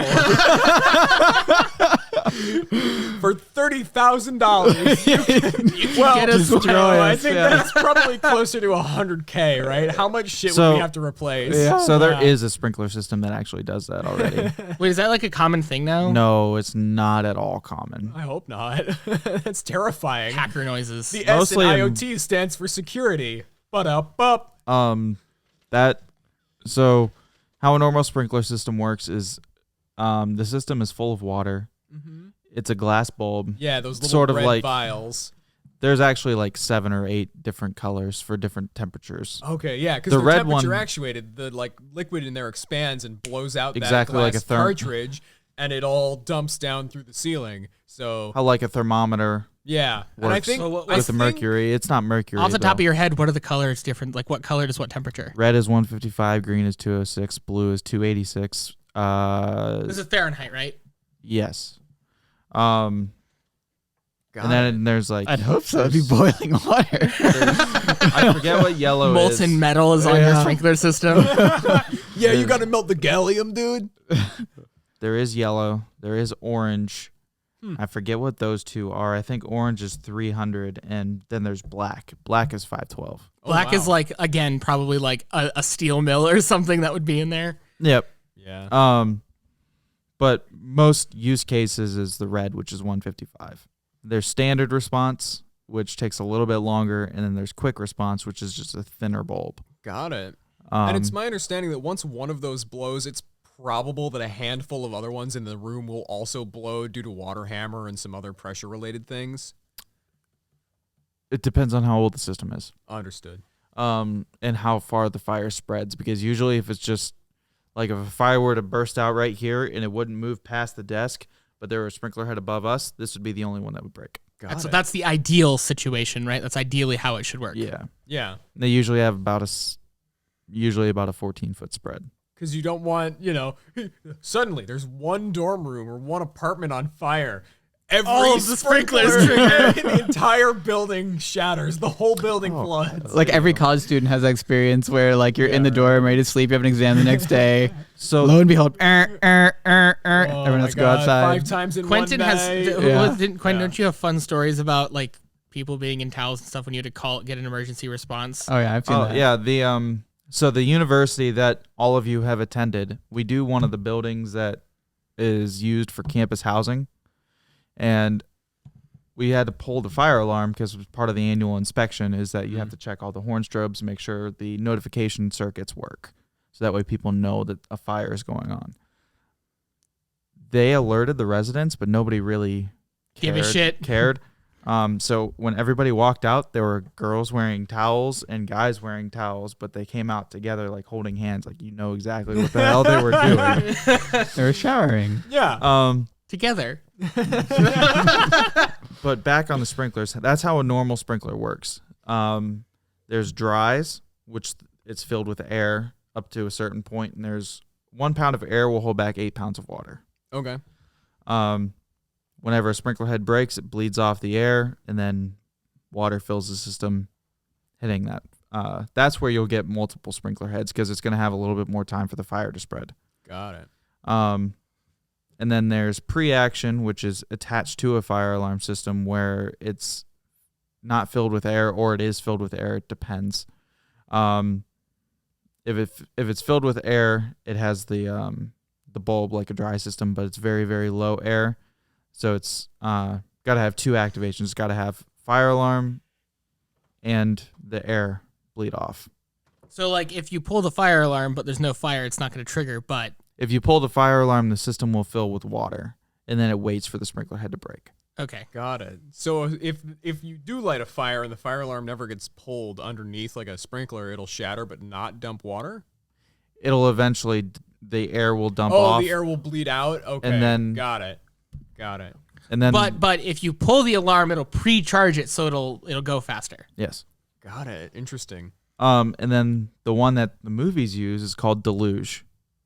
DELUGE. Deluge, yeah. The system is open. There's no bulb in the sprinkler head. Yeah. And it's all open head nozzles. So you just So- crank a valve and everything goes. Yep. Yeah. Those are also usually fire alarm activated as well. Those do exist, so there are actually places that still use those. Mostly cooling towers for like water treatment plants and stuff like that. That's usually where But those like are. in the movies, like every building has those. Like there wouldn't be a school with one of those. No. No. I mean, it wouldn't make sense. You'd like lose so drench much. everyone. You'd drench everyone. You'd lose like all the computer labs would be gone. Would be fucked. If we immediately. eventually got to a point where we had like a warehouse, maybe if we got big enough to the point where we had our own warehouse, I'd like to go ahead and build at least each of the 4 systems so that way we can actually do like a demonstration video. That would be really cool. That'd be some nerdy ass content though. That'd be very, very niche, but I'm sure it'd be interesting. Because, most people don't actually know that. Yeah, right. You don't know how an actual sprinkler system works. You think you pull a pull station and then all the sprinklers go off. No, you pull a pull station, the fire alarm's going to go off unless it's attached to like deluge or pre-action. Today I learned. Same. To be fair, something I've learned about doing social media stuff is that I'm not going to call people dumb, but things that we take for granted and think is pretty common knowledge is not common knowledge at all. The opposite is also true. Do you have any That's also amount of true, people who certainly, thought that our yeah. turret looked exactly like a Seawees? Or CRAM, that's CRAM. the common name for I'd it. never even heard of it before, and people were like, "Oh yeah, you guys all totally based off of that. That's awesome. Congrats, guys." And we're like, Yeah. no. What is that? No, I just like What was randomly it? slapped some stuff together. That's total happenstance. Yeah. But, It was a yeah. coincidence, but it was a happy coincidence Yeah. because It so was a many good people one, knew yeah. exactly what it was. I was impressed. Yeah. But at the same time, like you, I mean, I knew in the back of my mind, I made that and we put it all together. And I'm like, this looks oddly familiar, like something I've seen before. I don't know what it is though. And then someone pointed out the CRAM. I think one of my friends did when I was showing them before all this stuff went live. And they're like, oh yeah, that looks like a CRAM. And I'm like, oh my God, you're right. So We just rolled I'm with sure it. I've seen one in an image somewhere and like subconsciously just Even couldn't though that's- immediately recall it. it's the radar is what the big tube is. It's not the ammunition like we're using it for, Correct. which is silly. They don't use airsoft bullets to shoot down drones. Oh man. No, it's a 20 millimeter Vulcan cannon. The bullet is the size of your forearm. Just a scratch. Just a scratch. Just a scratch. All right, so I want to transition to something that I'm excited about. I know Quentin is excited about as well, and it's some video game news. Mm-hmm. Sony, Mr. IP protective Japanese company Sony, has Proprietary. decided, proprietary. You're not allowed to share Exclusive. You're saying proprietary. Hold up. this. Sony has Exclusives. said they're releasing Spider-Man on the PC Oh, never mind. Mhm. for the Like first and time. Miles Morales. And the the new one? I thought it was only the old one. Yeah. No, they're releasing both What? onto PC. Now the In original August one or that came whatever? out on PS4 back in October? 2017, I think. 18. It came out the same year as God of War 4 and Red Dead Redemption. It Which are 20 both now also So on I PC. feel like 2018 was the last actual good year for gaming. Yeah, but COVID didn't help. COVID. I actually Not at think all. this year there's actually some pretty good games that are coming out this year too. But go The ahead. one Sorry. game that I'm really excited for is Kerbal Space Program 2. I can't Is wait. that supposed to come out this year? Supposedly, but it's been pushed back so many times. Who knows? Partially because of COVID. But anyway, It literally got pushed back more times than Cyberpunk, I think, at this point.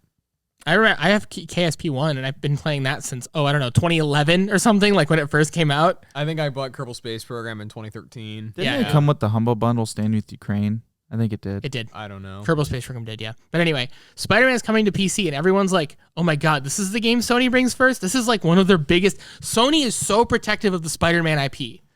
So protective. They were offered to buy Marvel for like a stupid low number. It was like $4 million, something like a low number. long time ago. A long time ago. It was in the 90s. And they're like, we just want Spider-Man. And they go, why do you just want Spider-Man? We're like, because Spider-Man's popular in Japan. We want Spider-Man. That's the only character they bought for $4 million. And now they're kicking themselves, wishing they just bought the damn franchise because now Disney has run off with it and is now like one of the biggest franchises in the world.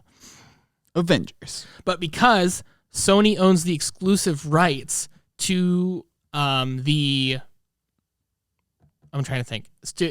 exclusive rights to Spider-Man, Microsoft isn't allowed to publish the Spider-Man game. And At then least in media. Like In media. Marvel still owns like the rights to comics and the books and everything. It's just filming and like multimedia. So yeah, rights. so every time that Marvel made a Spider-Man movie, that was licensed from Sony. And every time they used him in any of the movies, he was also licensed from Sony. But the fact that they're releasing the Spider-Man video game in PC is like huge news. To me, this is the sign that PC gaming is what the world is coming to, at least from the mainstream console market, because Sony is embracing it hardcore. Microsoft is embracing it hardcore. We all knew Valve was embracing it because their whole business model was PC gaming. Another thing though is like we're a lot older than when we were console boys way back when. Yeah, That's true. So I have to wonder if there are just as many console. It's possible that they're just doing Children this out to there. get the more mature audience back into these games, because it's possible that I their suppose issue, it's plausible. their issue isn't, oh hey, we don't have enough sales. Their issue is, oh hey, gamers older than the age of 17 or 18 really aren't playing our games because they're on PC, which is probably not true, by the way. But I'm just saying that there might be a different audience they're trying to capture. I suppose that's reasonable. Yeah. Because if you're gonna buy a PlayStation, you're gonna buy a PlayStation. Because I know an entire group of friends, and I think I've mentioned it before, who like still play they're our age and they're still on PlayStations. Like they said, I don't want to deal with the hassle of PCs. mean, yeah, exactly. That's exactly what it is for a lot of people. I don't want to deal with the hassle of this, that, or the other, so they buy a console. So they're I in their don't living agree room, they with want to play. it, but hey, they're free to do whatever, right? So I have a PC. Everything that I can play PC, I do. But I have a PlayStation 5 For your exclusives. For the sole purpose of exclusives. And yes, they're coming to PC, but they're coming to PC 4 years later. I don't want to wait 4 years because God of War Ragnarok is supposed to come out this year. But only on PlayStation. And only on PlayStation. And that, which is actually coming to PlayStation 4 as well. It's coming to both PlayStation 4 and PlayStation 5. Would you hear that Sony said they're discontinuing the PS4? Yep. They quit making them. And then, I didn't know that. Yeah. Next year, they're coming out with Spider-Man 2. Yeah. Which, here's the thing. So it sounds like... Spider-Man 2 is supposed to be massive. And also only on the PS5. And only on the PS5. So here's the thing. Sony's been releasing their games on PC, but they wait like 4 years until after the game's been out. Horizon Zero Dawn, okay? This is my prime example because this is the game that I liked the most. I don't get that. Are they like trying to generate a second round of hype? Listen, or... No, I think it's good. So here's what happened is, all right, so Horizon Zero Dawn came out way back in I think 2017 or 2018. It's not a new game by any means. I like that game. It's very good. And then it came out again in 2020 on PC. 2 months later, or like a few months later, the new one released, the sequel released. Only on PlayStation. I see. Okay. And then and I think that another year or two will go by and they'll put the new Horizon Zero Dawn on PC. On PC. But guess what? There's a new one. There's a new one coming out that's for PlayStation VR only. It's a VR game, but it's only coming out on PlayStation. And they're going to repeat that cycle. Because here's the thing. Spider-Man 2 is coming out next year. So what did they do? They put the Spider-Man games on PC. Yep, to get you hooked, and then you want to play the next one. Either you can wait or you can buy a PS5 now. And it's honestly genius marketing, kind of. And most PC gamers are mature enough that if they're only going to stay on PC, they can wait. Or if you have a shitload of money, you can go out and buy a PS5. I disagree with it, but yeah, you're not wrong. It's genius marketing. And either way, I'm happy because I'm on the boat. I'm never buying another console. My kids will play PC games, for God's sakes. Not only that, but it also enables anyone in the future to always be able to play that game. Like, their old Nintendo games you just can't play anymore because they don't sell the console. They don't sell the game. You'd have to buy it from a second-hand retailer that consoles are only breaking over time. Even though Sony's doing it on a huge multi-year delay, in 20 years, we're still going to be able to go back and play Spider-Man PS4 on Steam. Yeah, which is hype. Assuming Steam doesn't implode, updated, and Steam doesn't implode, and but I'm sure people always find a way, especially if they have the freedom of a computer. I mean, yeah, that is true. The freedom of a PC is just so much greater than that of a console that you can play really old, like Windows Vista, DOS 3.1, like really, really old games on a modern. Well, actually, currently Linux is beating Windows in that regard. That is probably true because Linux is commonly used for emulator stuff, right? So. I was watching one of my favorite YouTubers. His name is Craft Computing. His whole thing is that he does a lot of server. He's like Linus Tech Tips, but he focuses on server and home lab content. Maybe I should start looking at that because I feel like that's my sort of area. Occasionally he branches off and he does occasionally he'll do like a graphics card review, or recently he's been playing on the Steam Deck, but he did a review of using SteamOS on a desktop PC. Mm-hmm. He spent an entire month using nothing but SteamOS for games. Okay. On his desktop. And he said that other than multiplayer games that didn't have anti-cheat, it's perfect, like almost perfect. And he said, though, that the thing that impressed him the most about it was that he was able to go back and play games that would require hours of tinkering to get working on Windows. He literally hit enable Proton. They worked immediately. Because I guess they have all the compatibility layers. They worked layers immediately. Nice. No tinkering whatsoever. I know that Valve has done dumped a lot of time, effort, and money. I am so hyped for the Steam Deck at this point, dude. I am so hyped. Dude, I'm going to play Spider-Man on the Steam Deck. I'm also very hyped for the Steam Deck, even though I don't plan on purchasing one. You're going to use the software. Yeah, because it means better Linux support for different games on Steam. Yeah. And maybe that can be the push to help move more software there as well, right? It doesn't have to be I think on it will Steam, be. No. It will be. I'm 100% now we have all these on that users that are using Linux. Oh God, the market segment is expanding. It's getting bigger. There are more people who want this software on their Steam Deck for whatever reason. So Kyle, we should do what Linus did. And when you and I both get our Steam Decks, we should use them as our daily PC for like a week or something. Like our only PC for a week. Just I'd be willing to, but it'll be a rough week. Well, I see. I'm a Linux guy, so to me, this would be like second nature. I wouldn't have a problem with it. You would have a tough time because you're definitely more of a Windowsy guy. How would that work if you're at a full-time job? You're just like, well, I was sorry, guys, can only use this. I made a deal with my friends. I'm allowed to use whatever I want at my job, so he wouldn't great. care. You work at startup and not in the corporate world. Yeah, so he would still have to use his Windows PC for work, but outside of work, he would be forced to use the Steam Deck. Need to Google something. All right, I got my Steam Deck. Not allowed to use your phone either. Only You got to use the touch keyboard. But that's the thing, though. There's probably going to be a significant number of people who are going to use the Steam Deck as their only computer. You're probably not wrong. Yeah, It's cheaper than most. It's cheaper than most laptops, I'm gonna use the And more Steam Deck powerful. as my thin and more client. powerful. Honestly, that's for games. It's not a bad idea. I think that the Steam Deck would be an awesome controller for the auto turret. Oh my God, you're right. You're so right. Yeah, because you Are can you- did you- forward the are- camera feed to to big the screen. Steam Deck. screen. Yeah. You Yeah. can use the The joystick. thumbsticks and the fire button. The Like fire button. Yeah. So, Kyle, do you still have 2 ordered? I do. You still gonna get 2? Yeah. When's your first one supposed to come in?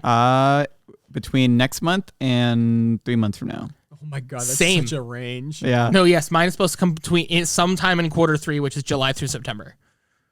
It's gonna be in that range. And then what's the I second? mean, it probably depends on how many people they email and no one responds. You know. then it's the been when's so your long. next one supposed to come? I don't know. It just says like after Q3 or something like that usually. Yeah, I haven't checked. It says eventually TM. If it's a TM, yes. I have one of the high end models, one of the low end models. The high end model. Honestly, I wish I bought the low end model. I really do. I wish I would have reserved the lowest end one. Because iFixit released all of the parts, and you can literally upgrade the lowest end model to the highest end model just buying repair parts. But replacing that screen would be kind of annoying. Well, they did say that bet. you would be better off just buying the high end model. Actually, I thought that I heard that the screen really wasn't that worth it anyway. It's just that a little bit of upgraded anti-glare. It's So it literally- depends on the person. honestly, I'll probably buy like an aftermarket anti-glare screen protector. Yeah, Yeah, probably it'll be just the same put thing. Yeah, whatever. Or even like a matte screen protector. But Ooh, you I bought should the- talk about the matte screen protectors that I got and I'm not using for this device. Why'd you not using it? Because it's literally a piece of polyethylene. It's like a PET sheet, and I hate. How is the what screen plastic protector did you screen get for your protectors. tablets? That screen protector on your iPad is like really nice. It's called paper-like. Basically, I refuse to use a plastic screen protector because they're so grabby. They don't you can't slide your finger easily across a piece Yeah, that's the of point of them, glass. though, right? So it feels more like paper. I didn't want that on a phone. On No, a phone, I get it, but on a tablet, I wanted would a rather matte have piece paper. of glass is what I wanted, but I guess that doesn't really work. The other So- problem is because of the grain of it, a pure white light kind of gets deflected into its RG and B components. So if you look at a pure white screen, it's like, wow, that looks beautiful. If you look at it with the paper-like screen protector on, you like see this like weird sparkle that happens. And what it is it's like the RGB pixels being separated a little bit by the protector and more. Just a hair. Yeah. Just a hair, yeah. So I that's don't know. weird. I might try it at some point, but it's just not my style. I mean, if it was like an iPad that I was going to be writing on, then it makes sense. Well, yeah, that's literally But what he. You I use your iPad as a notebook. Yeah, I wanna be do. able to slide my finger on this device to swipe and do whatever. So I don't know. Maybe I'll try it eventually if I end up cracking the screen protector. I got a whole pile of them at this point. So Yeah, I might. Going back to Apple Soy Boy things, I Oh. might end up getting an iPad as well, just so I can use it as a second screen when I'm not at the house. when are you buying Second a Tesla? screen. That I do refuse to buy. I Gonna don't buy like the Tesla. Apple electric car when they come up with that? No, I'm gonna get. It's got an M1 chipset I want in the it, though? Kia EV6. I said I'll buy this a Tesla. before. I know- believe they did confirm though that it's going to be windowless. Windowless? Yeah, it's going to be all cameras. Oh yeah, run Windows. Okay, yeah, because it doesn't have Windows on it. Yep. That's halfway a joke, but halfway being serious from what I heard. That it's- sounds a little dangerous. That I don't like. If the car had no windows, I would not drive it. It'd be really cool if the entire inside was like nothing but LED panels, so you could see a full 360 view of like the road and everything, you know? So like as you're gliding through, yours like a sphere. The car is invisible, Yeah. basically, It looks like to it's the invisible. invisible boatmobile. but it's only invisible from the inside out. Exactly. Yeah, it's a a bright weird version of a TARDIS. flashing like traffic cone from the outside. Yeah. Yeah. Have you seen? I don't know. There was some YouTube channel that did a that was like reviewing people's weird, crazy car contraptions, and there was this British guy who converted a couch to his car, got the whole thing road legal, and this guy is just driving a full-on couch down the highway at 60 miles an hour.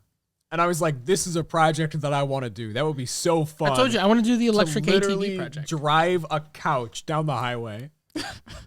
That's so Imagine dangerous. getting pulled over. Sir, can I see your license and registration for Yeah, the it's vehicle?" underneath the cushion. And you hand them this registration for a freaking couch that you're driving down the road. It'd be so fun. You'd just be known in the area like, oh, yep, there's the there's couch guy. Couch guy, yeah, right. Just get it on an office chair. 60 miles an hour. It's got Shifting my office chair. Yeah, all right. That's a good one. I got to do that. That can be a project at some point. Add that to the ideas. I want the casual. I still want to do the electric conversion projects where we convert non-electric vehicles to electric vehicles. I mean, we need There's so a much sponsor effort, for though. it, and that's a lot of effort. But There's who a lot knows, of money maybe. too, because I quoted the electric ATV project. If we do it the way I want to, is going to cost us like $6,000.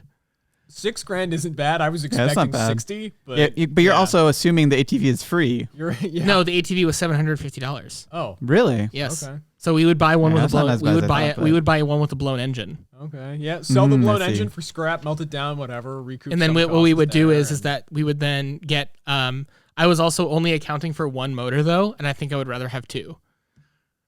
And then we can. The issue that I see here, I guess, is just the lack of tools. We Right. have all of these small electronics tools. We got plenty of soldering irons and anything to do small electronics projects, but we don't have CNC mills or laser cutters. Remember or when you anything said to fab I'm the large guy that components. knows guys? But yeah, you are the guy that knows guys. But I don't know. I got I'm a just I got a afraid of welding that. guy. I like got a to be able to do CNC things guy. in-house. I got an HVAC guy. That's Quentin. I've got. Yeah, what guy am I for you? You're the. Security guy. I guess yeah. You're really. the paranoid guy. I guess I don't know. Yeah, that tracks. The USB-C guy. The USB-C guy. There you Kyle go. is the camera guy. Kyle is the- Alex is the C++ guy. Oh, that's rough. I feel like I'd rather be like the CNC guy or like the electrical guy. Well, or no, you were the something 3D printer guy because you're the one you go to for That's true. advice. I guess that is true. I receive way too many requests for advice. Do not message me. I will not get back to you. He lies. He responds to Discord all the time. He's friendly. He's upset about it, but he is friendly. I'm friendly when I have to be, or I could be a dick about it if you'd prefer. I prefer not, but I don't know how to get my first layer out. Fucking sucks one for you, other- bud. Get out. There's one other. So mean. Imagine if I said that to you when you were first learning. That's the just problem. wouldn't go into the Literally, field. no. One of my 3D printer YouTubers, Makers Moves, literally went on a podcast and ranted about how the 3D printer community is so fucking toxic because of people like that. Yeah. He said there are literally like Facebook groups that are turning beginners away because they don't like But you were a beginner what- too. What community won't you find that in? Stack Overflow, Stack Exchange. Well, first whatever. of all, Fucking never- idiot. You don't know how to program Stack- shit. Get out of here. As far as I'm concerned, Stack Overflow is a read-only forum at this point. Yeah. I never post to it. But anyway, going back to what 3D printers, what I was going to say is I have one other casual coders project that I want to do, and this one I will fund and I will do it this year. I want to build a Voron for casual coders. What is a Voron? A Voron is a fully open source, fully custom built 3D printer that you build to your specifications using the blueprints they provide. So like one room by one room by one. No. This is like an actual 3D printer we'd want to use, not like a meme project. Okay. This is one that this would probably turn into our workhorse, a casual coder's like main 3D printer. Like these are, Hot swappable nozzles. I want to add a hot swap system, yes. That'd be cool. I want to add a hot swap system. Multicolor. No, the reason why I want to add a hot swap system is because I want it to also be a laser cutter. Infinite Z-axis. Yeah. Just make sure you deal with the laser reflection. Well, I want to get tinted acrylic because what it is, the printer is box shaped. Just make sure your tinted acrylic actually deals with it. Laser safety is a very big important. Well, I think maybe for V1 I won't bother with lasers yet. For V1 a I'll just 5-watt build. laser is your eyes are gone if you don't. For V1 I'll just very build a specific Voron and careful and then steps we'll with that. improve it as a video, like as a series or something. But Um, V1 we'd build the Voron. The Voron is a box, and like in the kit that I found, you can actually buy them as a kit, but it only comes with all of the non 3D printed components. Would it make sense to use the big printer as the sacrifice for the Voron? Maybe for yours, I thought you were going to build one convert- yourself anyway. I don't have the time for it. At That's this point, fair. If I'm being honest. But if we do it as a casual I coders don't, project, I don't know. Does it make sense to try to? I don't know. Do something with casual. Tell you what, coders with over the big lunch we printer? can discuss the should bill of discuss materials and then we can figure it out. But the printer is a big box, okay? And then it comes with acrylic panels. So then while it's printing, you close the acrylic panels and then the smell of the 3D printer filament doesn't get out. I've never had issues with PLA, but ABS. PLA I haven't had issues, but dude, ABS smells so bad. Have you ever printed polycarbonate? I'm sure it's worse.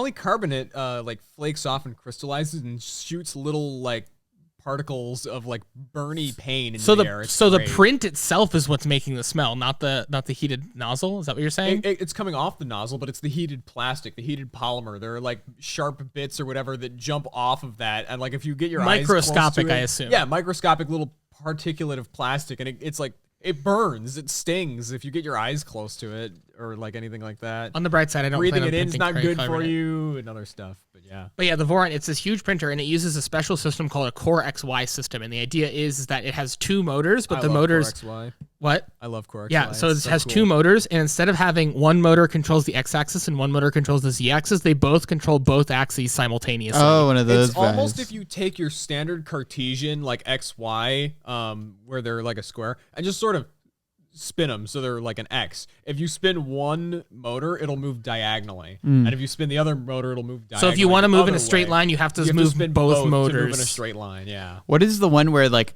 there are 3 pipes basically Oh, coming it's a from delta. the top? That's a delta Delta. printer. Yeah, that's a delta. Deltas have their issues. They can be cool and they're interesting to watch. Deltas but I are so generally wouldn't fucking recommend loud. them. They're really loud unless they have quiet drivers in them.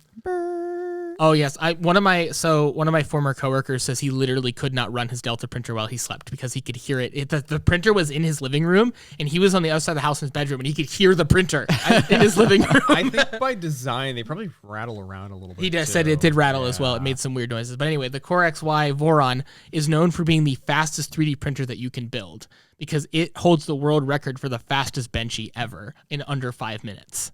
It's not a good Benchy, but it's a Benchy. It is a Vinci. 5 minutes. Even then, okay, Planning on running- we'll run it at half that speed. We could still have okay quality parts in minutes rather than hours. That would be really nice. Can we throw like a 0.6 millimeter nozzle? Yes, on we there can. and just I was really gonna use the standard V6 hot end, which is like the do standard hot end. Volcano? I have so many volcano blocks.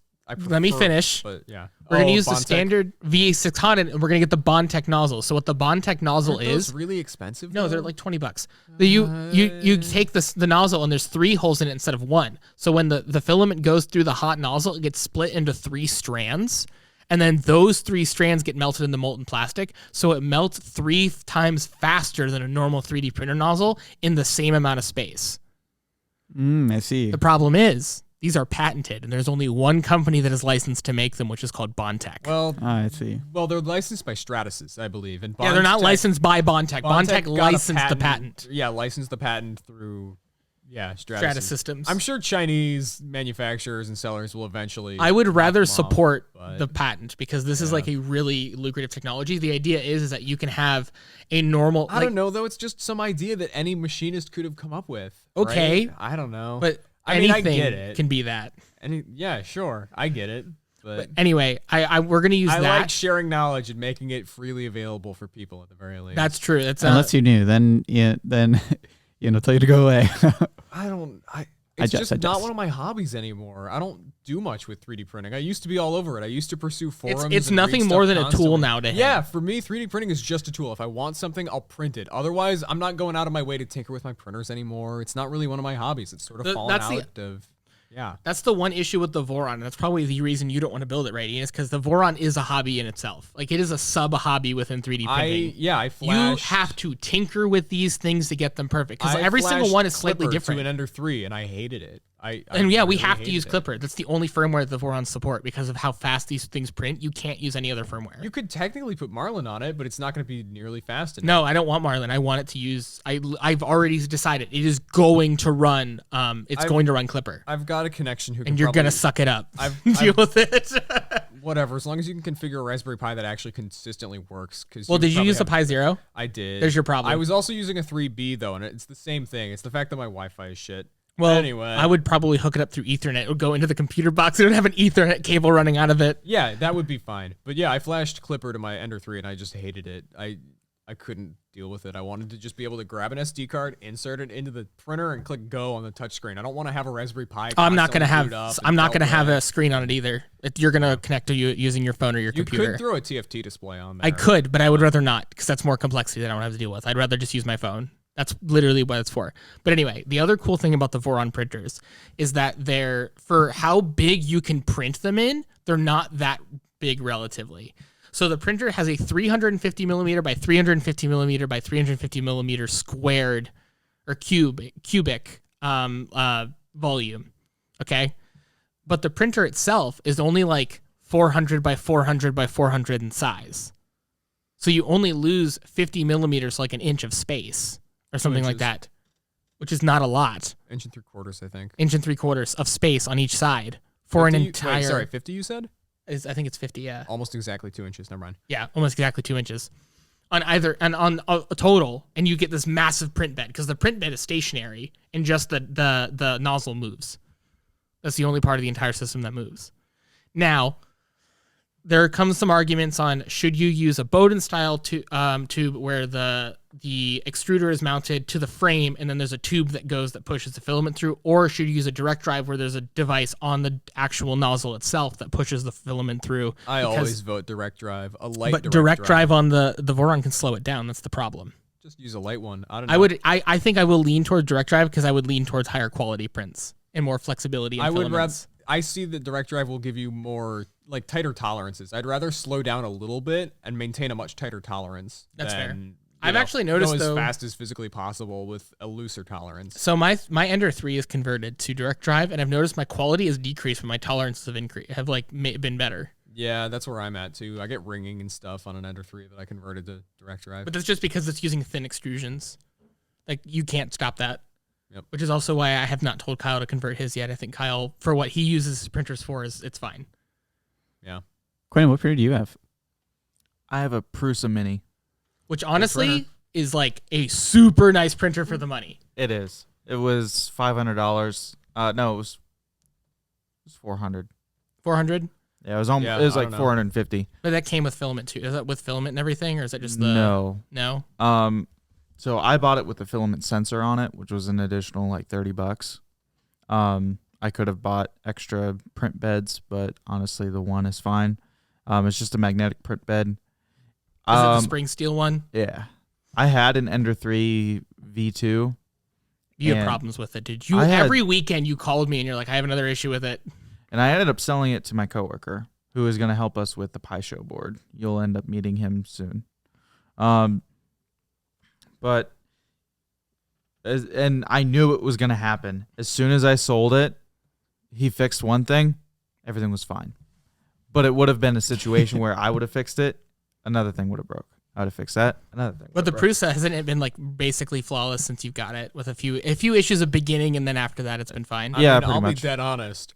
If you're looking to buy a printer, I don't recommend the Ender 3. I recommend a Prusa. Just buy a Prusa, bite the bullet, spend the extra money. You'll be It's so worth much it. happier. No, Yeah, it's it's worth worth it. it. Yeah, you don't have to deal The with Prusa Mini is only like a little smaller than Ender 3. the Prusa is just unmatched in terms of reliability. Because even if you can only afford the Mini, yeah. buy the Mini. Like it's that good. Honestly, if I weren't a 3D printer hobbyist, I would not build a Voron. I would go out and buy a Prusa Mark III. Yeah. That's what I would be buying. But I want to build this massive printer that I get to tinker with and stuff because I think it would be fun. Because honestly, my Ender 3 is a zombie. It is not an Ender 3 anymore.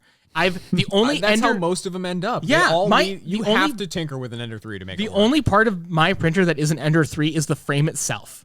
Nothing else is Ender 3. It has a new nozzle, and the heated bed I haven't changed out. It has a new nozzle. It has a new bed plate. It has a new motherboard. Everything's been switched out with it. I didn't keep it stock at all because the stock Ender 3 is good enough to get started, but you're going to want something better sooner rather than later. At that point, just buy like 3 or 4 more extra parts and you'll have 2 printers.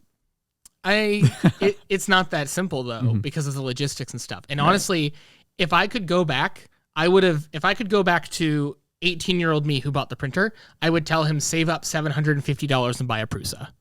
That's what I would have told him.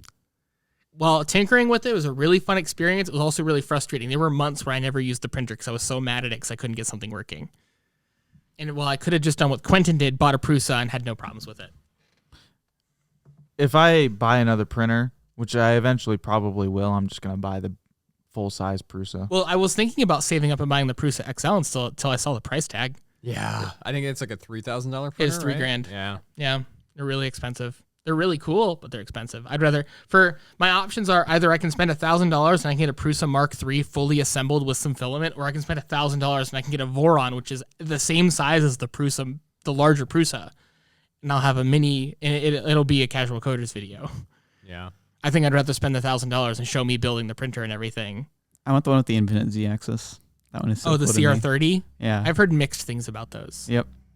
On They're the one, not the best, but they're so cool at what they it's do. a cool concept, but I've heard they're a big pain. They're just like the Ender They're a 3. You have to pain, tinker with yeah. them. Well, it's also an Ender product. Yeah, it's also a Creality product. Whatever happened to the original Black Belt, which was a collaboration between PrinterBot and a different company? Well, I was looking into more infinite 3D printer things, and not infinite 3D printers, but a conveyor belt printer. And one of my favorite, another 3D printing YouTuber I follow called Teaching Tech, he did one where he took a Delta printer, he added a conveyor belt to a Delta printer. Mm-hmm. And instead of, it doesn't give you an infinite Z-axis like the one you want does, Kyle, but he did it because it's his printer farm. He just queues up a bunch of prints, and then as soon as a print's done, it kicks the print off, starts the next one. Kicks the print off, starts the next one. How's it kick the print off? It's a conveyor belt. His heated bed is a conveyor belt. So the Delta printer can move X, Y, and Z by itself, just its head. Oh, I see. And then the bed is a conveyor belt. So it just conveyor belts off over like a little wedge that kicks the print off into a bucket, and then he starts the next one. That's pretty cool. And he actually, it's all open source. He published the instructions on how to build the conveyor belt. It's sort of like a treadmill. Yeah. I've also heard of people converting their... just print onto a treadmill. Well, no. I've heard of people doing that. I've heard of people converting there's actually a kit you can buy that converts the Y-axis of an Ender 3 into a conveyor belt. So then you have infinite printing. You just, as soon as it's done printing, it kicks it off and starts the next one. That's super cool. Yeah. Quentin, does the bed move on the Mini? I don't remember. The bed moves. So it's the similar motion system to the Ender 3. Yep, It's a pretty standard motion system. Yeah, it's how all the Lulzbots were as well. That's the most common one. The fact that the Voron doesn't use that system is weird. It's better. The funny thing is there are really, really, really crazy similarities between the big printer, which I developed all those years ago, and the Voron. Yeah. They're really similar. They're very similar. Bed is stationary on the big printer. Same with the Voron, as I understand it. Yeah. Yeah, the whole XY series is just a big gantry that lifts up and down on the Z-axis. That's literally how the Voron works. Which Voron doesn't just have the Voron 2.4, which is the one I want to build. I know they have a handful of them. They have a handful. The other one I want to build, which might be my second project after I build the Voron 2.4, is the exact opposite. It's a tiny printer. It's like this big. But you can print a Vinci in like 10 minutes on it. The idea is that if you need a small part in 10 minutes, this is the printer you build. It literally is. Reason why you wouldn't put it on just the regular Voron? Because I could have this printer on my desk while the Voron's in my garage. I guess that's fair. That was my idea. I'd have the little mini printer on my desk, so anytime I need a part now and it needs a small, it'll be on my desk. But if I need a big thing like... But if your printer is like IoT and everything anyway, right? That's true, you're right. But I would also mean that my printer would have to be on all the time. I'd have to have filament loaded into it all the time and everything else, and I don't see myself using it that much. I've always got printers that are just ready to go and have filament loaded.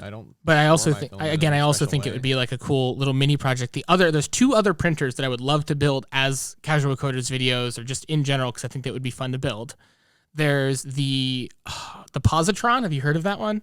Is that the guy that fits inside the filament box? Yes, it is 3D. It is a portable takedown 3D printer that fits inside of a 3D printer filament box.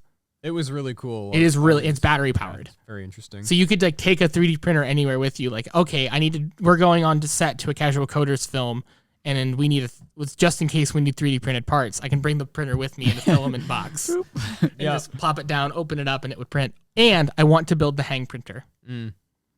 Hang printer's a good one. So the hang printer, this is a 3D printer that the entire 3D printer is in one box.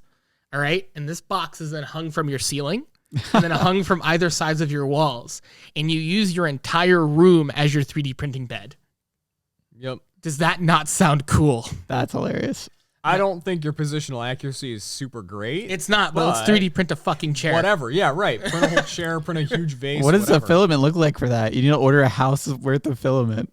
You probably should be buying 5mm filament. Yeah, no, you're getting, so it uses 3mm filament. Yeah. And then you also have the 3D printer filament. The filament actually sits on the hang printer.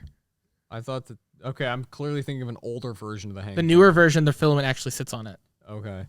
Hello, I'd like 10,000 rolls of 3mm print. What the heck? Filament. We actually found a company that sells cheap printer filament in bulk. I don't think they sell 2.85. They don't. It is only 1.75. Which I would probably just build a 1.75 version of the hang printer. Yeah, right. It's the superior filament. Throw a Bondtech extruder or a Volcano on there and use a huge nozzle anyway, right? Just a 1 mil nozzle or 1.2 even. Yeah, that's probably what I would end up doing. Technically, Bondtech has a 1.8, but I don't know. I think Bondtech does go up to like 1.7 or something. They did 1.8. 1.8. Yes. Yeah, I'll probably... Which is funny, because 1.75, 1.8, it literally gets bigger. I guess they just decrease the speed a little bit. I don't know. But anyway, Just a faster extrusion speed. One thing that I really want to print is I was watching, I think his name is Zach Friedman online. Yeah, he's pretty YouTuber. good. I like him. He, for his last April Fool's video, made this really cool sort system that's all 3D printed. That wasn't even really an April Fool's video because that's actually a thing. You can download wanted the it to files go for it. live on April Fool's as like a joke, but it never happened. Even Yeah, though, like, but this is the thing. 10 It's days later. his April Fool's video is an extremely useful project Yeah, that exactly. anyone can download. It's just, it's literally, I think that would be so, the casual coders, like we should, Alex's basement's going to be filled with that stuff. Yeah. Yeah. I think that, honestly, Alex needs a 3D printer, and I might convince him to build a Voron with me. Hmm. So him and I can build, although I think Alex will end up building the small one. I don't think he wants the big one. I want the big one for cosplay reasons, because I want to, like, 3D print Stormtrooper helmets and stuff. Yeah, it's the one thing with the Infinite ZX's printers. You can print like long swords and stuff, you know? 3D printed sword's never gonna work out well though. You have to Well, it's a reinforce prop, it though, dude. structurally with- Yeah, it's you a prop. Still have to reinforce that with steel, or at least like a wooden dowel of some form. It's not gonna hold together well. Trust me, I've tried. You've tried. All right. Well, this has been the Casual Coders Podcast. Thank you very much for listening to our ramblings, and we'll see you in the next one. Bye.